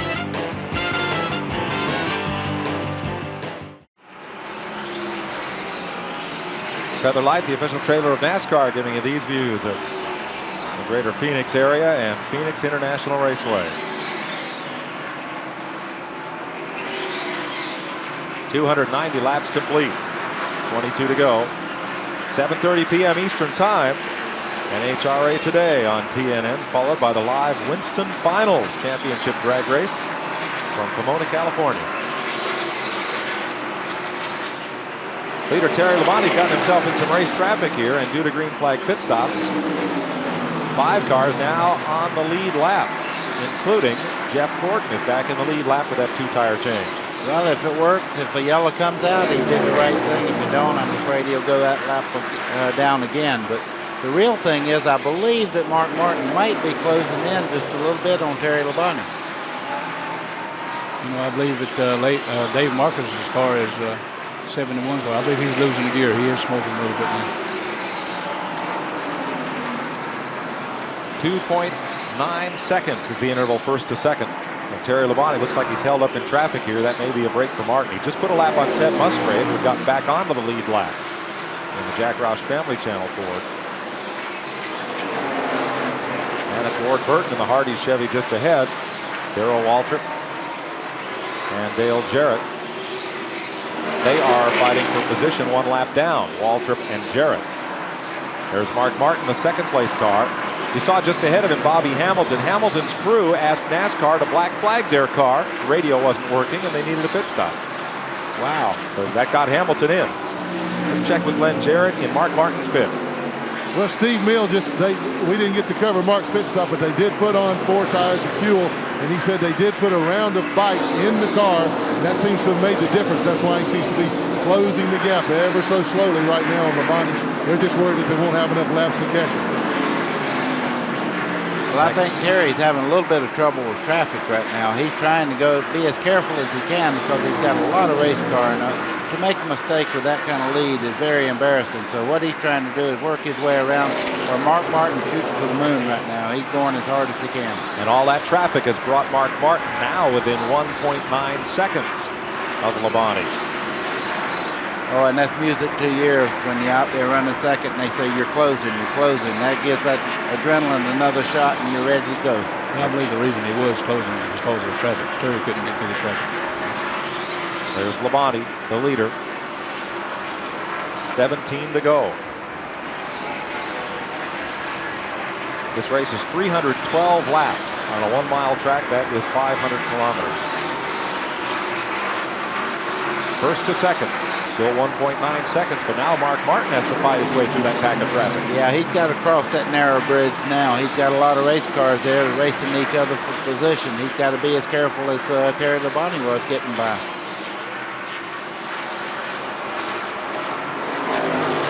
It seems like what it is. Well, he did get caught up in the traffic through 3 and 4 there, so they're probably holding him up a little bit also. Check the interval again as they come past start finish. It opens up as Mark Martin now has to deal with Bobby Hamilton and Ted Musgrave. That's his team car there. I wouldn't look for him to be much trouble. The 16 car there, when Jack Roush is on that radio, he'll probably tell him Mark's trying to catch the leader, give him a little room if he gets up there. And that's what happened. 2 Chevys just ahead of Terry Labonte, and one of those is his teammate, Jeff Gordon. There's the interval once again, 2.4. Well, they're pretty well stabilized right now, Mike, but the one thing that Mark did do is he got through there without losing a whole lot of time to the leader. They moved past Rick Pirelli, and you see Jeff Gordon did step aside for Terry Labonte.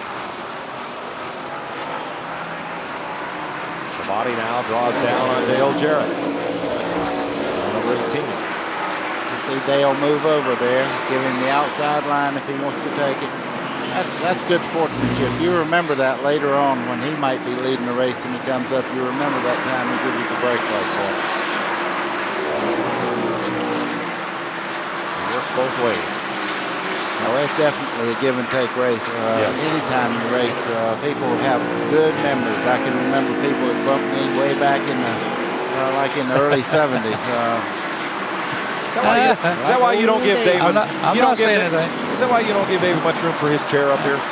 Yeah, I don't give him a lot of room. You know, he made that comment about me wrecking out the caution one time. He left before they put all the tires on his car at Darlington one time, and I fell off going in the first corner. I did do that, but I've never run over the back of somebody under caution, waving at my wife and grandson. Well, I wasn't waving at anybody. You were waving at something. Here we go. Great race here. Terry Labonte going down into turn 1. And they're waving at him. Terry Labonte has never won 3 races in a single season. He has 12 career Winston Cup victories. He won 2 races in his championship year, 1984, and won 2 races in 1989 with Junior Johnson, but he's never won 3 in a single season. This might be the year. Labonte laps past P.J. Jones. We asked him yesterday his thoughts on this 1994 season. I'm really pleased with it, and I'm excited about next season. Hopefully we can just kind of pick up where we leave off this year and start off really good. You know, it's really nice being with a good team, and these guys have just done a great job and got great cars and great equipment, and it's a pleasure to drive for them. Labonte's lead is holding pretty constant on Mark Martin right now. The reason this field is so strung out and that there are only 3 or 4 cars on the lead lap is it's lap 303, and we've not had a caution since lap 116. And so that strategy of Dale Jarrett's might well have paid off because there has not been another caution flag. It definitely makes a difference. Like you can tell when it comes down to like this, who's got the best crew, you can usually tell right there. It makes a difference. Green flag pit stops, it certainly does. That's what they was talking about earlier. Some of these teams has been together so long. That's just like when Richard Petty won so many championships. He had the same guys working on the car for years and years. Anytime you can do that, get real close relationship, you're a lot better off. Morris Petty, Wade Thornburg, Richie Bars, all the way back through that Petty Enterprises shop, all those light blue buildings and level cross. There's a lot of depth to that team during those championship years, as there has been with Earnhardt.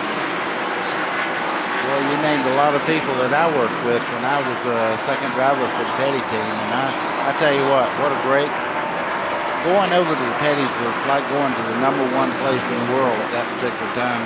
But I left a great race team too with the Cotton Owens. It was just a reduction of the amount of teams that Dodge and Plymouth was going to have, and Cotton did a lot for David Pearson and for me.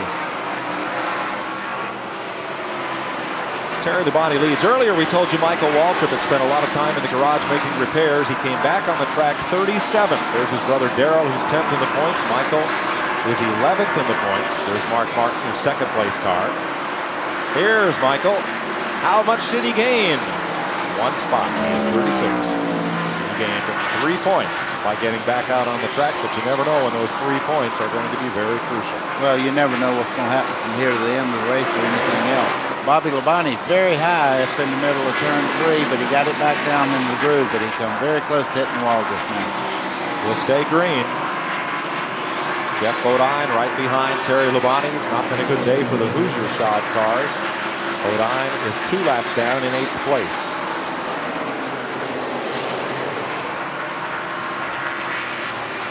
Five laps to go.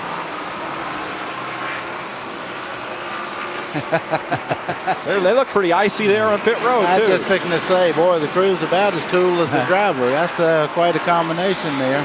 One thing this guy does not do, he does not give a race away by being too over anxious or anything. He's a very smart race car driver, and he deserves any win he ever gets.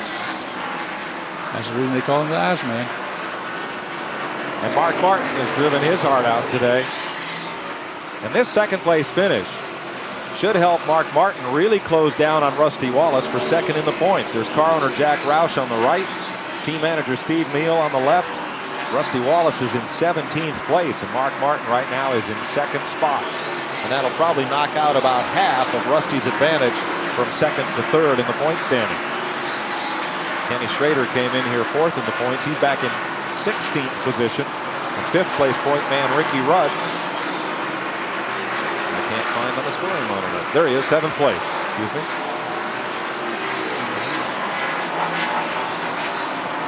With 2 laps to go, you see Terry just going around the corner there. It looks like he's on a string here. He's right behind Sterling Marlin, put him a lap down. And that will leave just Terry Labonte and Mark Martin on the lead lap. No cautions these last 200 laps of the race. I don't think anybody's going to call him lucky in this race. I think you're going to say he did it the old-fashioned way. He earned it. He sure did. Last lap for Terry Labonte. See here whether or not Sterling Marlin will finish on the lead lap. See, if y'all listen to me, I can tell you who's going to win the race.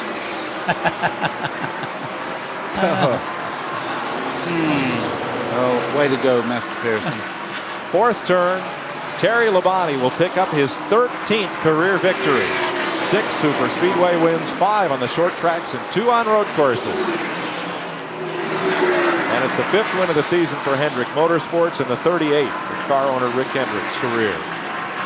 Margin of victory 3.16 seconds over Mark Martin. In 2nd place, Sterling Marlin just does finish on the lead lap in 3rd. Ted Musgrave gets 4th, and Jeff Gordon is 5th. We'll meet the winner after this.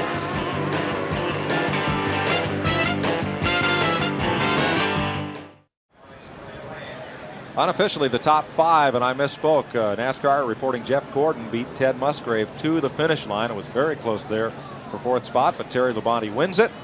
Mark Martin in 2nd, and Sterling Marlin finishes 3rd, all on the lead lap. Split Fire Spark Plugs takes you to the winner's circle with Terry Labonte. Here's Glenn Jarrett. And Terry Labonte getting ready to crawl out of the car. Here he comes. Just taking a big drink of Gatorade to cool off a little bit. Big wave to the crowd. Terry, for the 3rd time this year, for the first time in your career more than twice, congratulations, 3 victories this year. You had a totally awesome car. Well, it was really good. You know, we were pretty good early in the race, and I tell you what, Mark was a little bit better than us there for a long time. Crew made some adjustments on the pit stop and got this Kellogg Chevrolet really hooked up, and and we were able to get by him there and hold him off. We had some great pit stops. Just can't say enough for our sponsor, Kellogg's, Frosted Mini Wheats, GMAC, Valvoline, Chevy, Goodyear, all the guys that have helped us out. Got to wish Papa Joe happy birthday. That was a great day for us. Well, it was a great day, and it's been a great season for you. Since your move over here to Hendrick Motorsports in this car, you have really come back strong.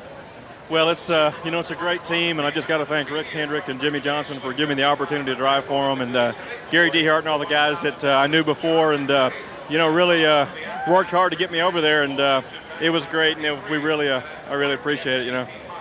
Look, I see a lot of rubber on underneath your car there. It looks like the tires were really wearing out fast. I mean, they ran good for you, but the track looked like it was really slick. Well, it was a little bit slick. I don't know. Our car really works good on a flat racetrack, and of course we worked hard at getting it that way, and it really works good. Goodyear tires were great all day long. We didn't have a bit of problem, and it just went good. Well, congratulations to Terry Labonte. He always runs good on a flat racetrack, particularly a flat, slick racetrack. Now let's go to Randy Pemberton with the Miller Pit Crew Award for the race. Well, as we took a vote around, I don't think there's anyone we can give it to besides this team of Terry Labonte's and crew chief Gary Dehart. On behalf of everybody here at TNN, the Miller Genuine Draft Pit Crew Award of the race, you guys did a fantastic job for him today. Yeah, I tell you what, that car is that's the only car we've had that's won 3 races like that, and the crew done a heck of a job. All the guys back in the shop done a real good job, and I really appreciate this from Miller Genuine Draft. Okay, congratulations. Thank you, I appreciate it. I'd like to make it a habit. Okay, I hear you. One other note on these guys, this team, Terry Labonte, has won more races, big-time races in NASCAR this year than anybody but Rusty Wallace. He has 7 victories, so these guys really helped Terry this year. Thank you, Randy. There's the mob scene in Victory Lane. We had 2 calls on the 800 number. How to get the job, changing all the hats in Victory Lane that Broderick has. Broderick even has his own T-shirt and his own cap. I guess you're a legend when that happens. Let's show you that finish for 4th place between Jeff Gordon and Ted Musgrave. And you can see maybe why I got a little confused as they came off turn 4. Musgrave had it, but Gordon battled back on the outside. There it is at the stripe. Jeff Gordon finishes 4th, and Ted Musgrave gets his 3rd career-high 5th place finish. 4th 5th place finish of his career. Good run for Musgrave today. Well, the Winston Cup point standings will jumble just a bit. We'll show you that when we come back and have a lot more from Phoenix after this. Well, Mark Martin, as always here at Phoenix, ran an extremely strong race. Close 2nd place. You were gaining on him at the end there, but just ran out of time, Mark. Well, Terry and those guys were awful good today. They just whipped us. Man, we killed the 3rd place car, but that still wasn't enough. Not enough today. The Valvoline team did a great job for it. Goodyear tires were great. I was tickled to death with my car, but I got a set that was real loose, and we couldn't get them off. Ran a whole fuel stop on them and got us behind, and we couldn't catch back up. It's too late. Well, still 2nd place, though. You gained a lot of ground on Rusty Wallace in the point standings. Good day for you in that respect. Well, it was good for the points. It was good for Ted Musgrave. And it was, they had a great. It was a good day for us. Good for Roush Racing.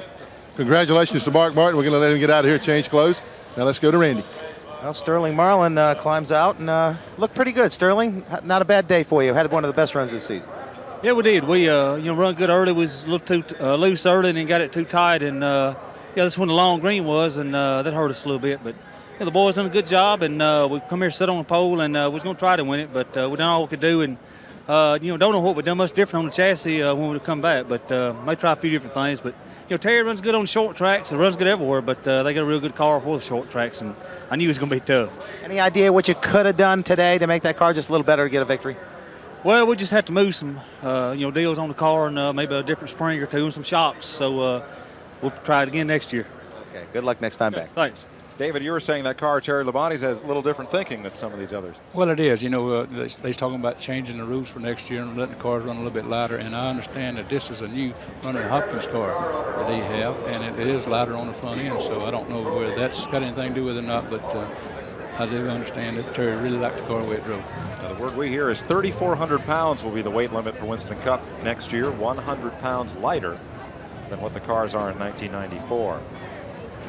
Labonte the winner, Mark Martin, Sterling Marlin on the lead lap. Jeff Gordon and Ted Musgrave were 1 lap down. So were Kyle Petty, Ricky Rudd. 2 laps back, Jeff Bodine, Dale Jarrett and Darrell Waltrip in 10th. Bobby Hamilton 11th. Morgan Shepherd in 12th. Brett Bodine 13th. Lake Speed in 14th. Ken Schrader in the 15th position. Bobby Labonte 16th. 17th, Rusty Wallace. 18th, Kenny Wallace. And 19th, Dave Marcus with Prodigy on his car. The computer service, those cars were 2 laps down. 3 laps back, Jeremy Mayfield in 20th. Steve Grissom, or rather Ward Burton, just ahead of Steve Grissom and Harry Gant. Hut Strickland, those cars were 4 laps back. Joe Nemechek was 6 laps down, so was Greg Sachs after a bout with the wall. And Jeff Burton, who came into this race the leading rookie. Mike Wallace was 28. P.J. Jones and Derek Cope, the top 30. Mike Chase will probably sew up the Winston West Championship with his finish of 31st today. Todd Bodine 32nd, Rick Corelli 33rd, and Ron Hornaday was 2nd in Winston Cup points. He ends up 34th. Bill Elliott was 35th. Michael Waltrip, Rich Bickle in the pedigree dog food car. Didn't see much of that today. Jimmy Spencer, Dick Trickle will drive for Bud Moore next year, and Dale Earnhardt. Good thing he'd sewn up that championship because engine trouble sent him to the garage. Roy Allen Jr., last week's runner-up Rick Mast, and John Andretti, who has landed a seat for next year. He'll be in the Krenifus Haas team, running in Winston Cup the full season in 1995. Let's go down to the garage area. Well, Jeff Gordon, after a rest stop and a conversation with Dale Earnhardt, pretty good day. You said you felt good about things. In 4th place, that's not bad. Well, it felt a lot better when I was talking to you last time, but you know, we had a good day. I mean, we needed this. This is what we've got to do to stay, you know, in the points. I mean, we're battling with guys. I mean, here I'm battling with Terry and Elliott and those guys. He's winning races, and the other guys are running right up front. So we got to run up front. But I'm real happy with today. I mean, we needed this finish. We've had some bad luck here lately, so this is a good way to you know. Go into Atlanta, and I think we got a really good shot at winning Atlanta. So I'm pretty pumped up. This is a good finish. You know, the car kind of fell off there at the end, but wasn't much we could do. Well, Jeff, you're finishing up your 2nd full season Winston Cup racing now. You're involved in some points battles right now. But next year, do you think now that you've reached that level, that maturity, you're ready to go for the championship? Well, you never know. I mean, till the season starts. You know, I feel like the team's ready. You know, we've got a great pit crew and a good crew chief, and we get along real good, you know, and he makes good calls, and he helps me out when I'm out there, and, you know, I help him out every once in a while too. But, you know, I think that we're going to sure give it a shot. I mean, I think that we're ready to go for it, and we'll see what kind of season we start out having. But I know our goal is we know we can win races now, is to go win races and finish up front and get rid of all those DNFs. Well, congratulations on a good day today. And, guys, I think this boy will be a future Winston Cup champion in not too many years. Randy? Very profound statement, Glenn. Now, you're no question about it. He's a good one. From 4th place to 5th place by a fender. Boy, great run for you. First top 5 this year. Yeah, how about that? A family channel car finally came through. You know, it's been a good run. You know, all year long we've had our ups and downs, and you know, like I say, today was a really good day. You know, consistency and the crew was awesome in the pits. You know, we even picked up positions in the pit stops, you know, which really helped me, you know, get away from the guys behind. But consistency was a big deal here today. You know, the car was just a little off, but we couldn't adjust it. We tried and got a little worse, so we just put it right back where it was from the start. And, you know, the crew just did a good job on pit road for me. And as it turns out, top 5, you know, and off to Atlanta. Hopefully we can get another one. You know, when you see something like this happen, you run up front like you did today, and you always wonder about that communication and the cohesiveness of a team. Is this what it takes? Does every once in a while, when you can get a run like that, does that help catapult you forward? I believe so. You know, we've had a lot of changes this year, and we've got over all of them, actually. You know, it just took a little time, you know, and things, you know, progressed on all right from the start, you know. But like I say, you know, Jack puts together an excellent car for us, you know, back at the shop, and engines, and, you know, as you see, there's no DNFs on my part as far as any mechanical failures, so it's a great team to be with. Just, you know, getting our spit and polish together between the two of us, you know, the crew chief and myself and the crew, and it's coming together. And next year it's just going to be a really good year for Ted Musgrave, you know, because we've got the family channel back again next year, and you know, I'm the driver again for the 16 car with Jack, so we're doing good. They're ready for the next Winston Cup race here in Phoenix. Only 363 days away. We're a little premature in giving Mike Chase that Winston West Championship because it will be decided November 27th. The Winston West Series, their final race will be at Tucson as part of our Winter Heat Series. You'll see it live on TNN and see if Mike Chase can hold off Ron Hornaday, John Krebs, and the rest of the Winston West competitors. We'll be right back.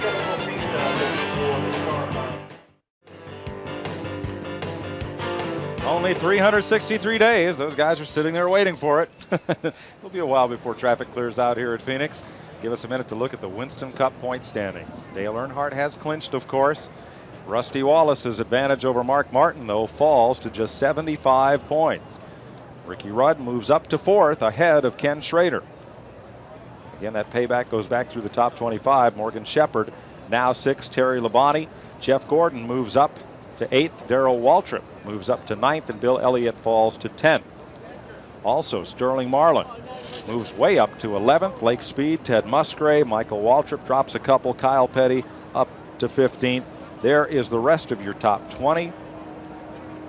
Back through 25th is now Harry Gant, who dropped a spot. Bobby Hamilton moved up 1, or rather moved up 2. Glenn Jarrett, final thoughts. Well, Mike, I think it's been a great year. I've been extremely proud to be a part of it. Glad to see the resurgence in the careers of Terry Labonte, Ricky Rudd as his first year as an owner-driver, those kind of things. Also glad to see Dale Jarrett win another race. I was beginning to wonder if that was going to happen again. David Pearson, I'm so glad you came along. Somebody finally told us the truth about Buddy Baker. And also, if there's one thing I'm disappointed in this year, it's just because we can't be with you from every Winston Cup race every week on TNN. Randy? Well, certainly for me, Glenn, a year of mixed emotions. We started off at Daytona, of course, with the loss of Neil Bonnet, our good friend, and Rodney Orr, and then the difficulties with Ernie Irvin and his crash. But, you know, all in all, I think we have to put the sport in perspective. It's a dangerous sport, but it's also a very exciting sport, and we have to be excited when we see what Dale Earnhardt has accomplished. And, of course, he's won his 7th Winston Cup title. It might be a long time before we realize what he's accomplished right now. And coming up, he'll put that 1994 championship on the side of that Winston Cup trailer, and he should be very proud of that. Thanks, Randy. There's been a lot of sharp elbows up here in the booth, and that's why I take the end seat near the door. David Pearson, we've been happy to have you with us these last few races and had your expertise and the wisdom of those 3 Winston Cup championships and 105 wins. Well, thank you, Mac. You know, the last 3 races I've been with you, so I really enjoyed it. It's of course, it's a lot harder than I thought it would, and of course, being here with this guy right here, that makes it that much tougher. Did you guys get along this well when you raced? We did. We really got along good. Some of this is an act. Well, it is. I just wanted to say one thing about David Pearson. You've been a delight to work with. The reason I ever talked to you about doing a broadcast is because you are a friend. And if you hadn't accomplished a lot, I would have never picked on you like I have. I know it's friends do that. And David Pearson, my friend, and it's been a pleasure working with you this year. Hope we have some next year. I've enjoyed it, buddy. I really have.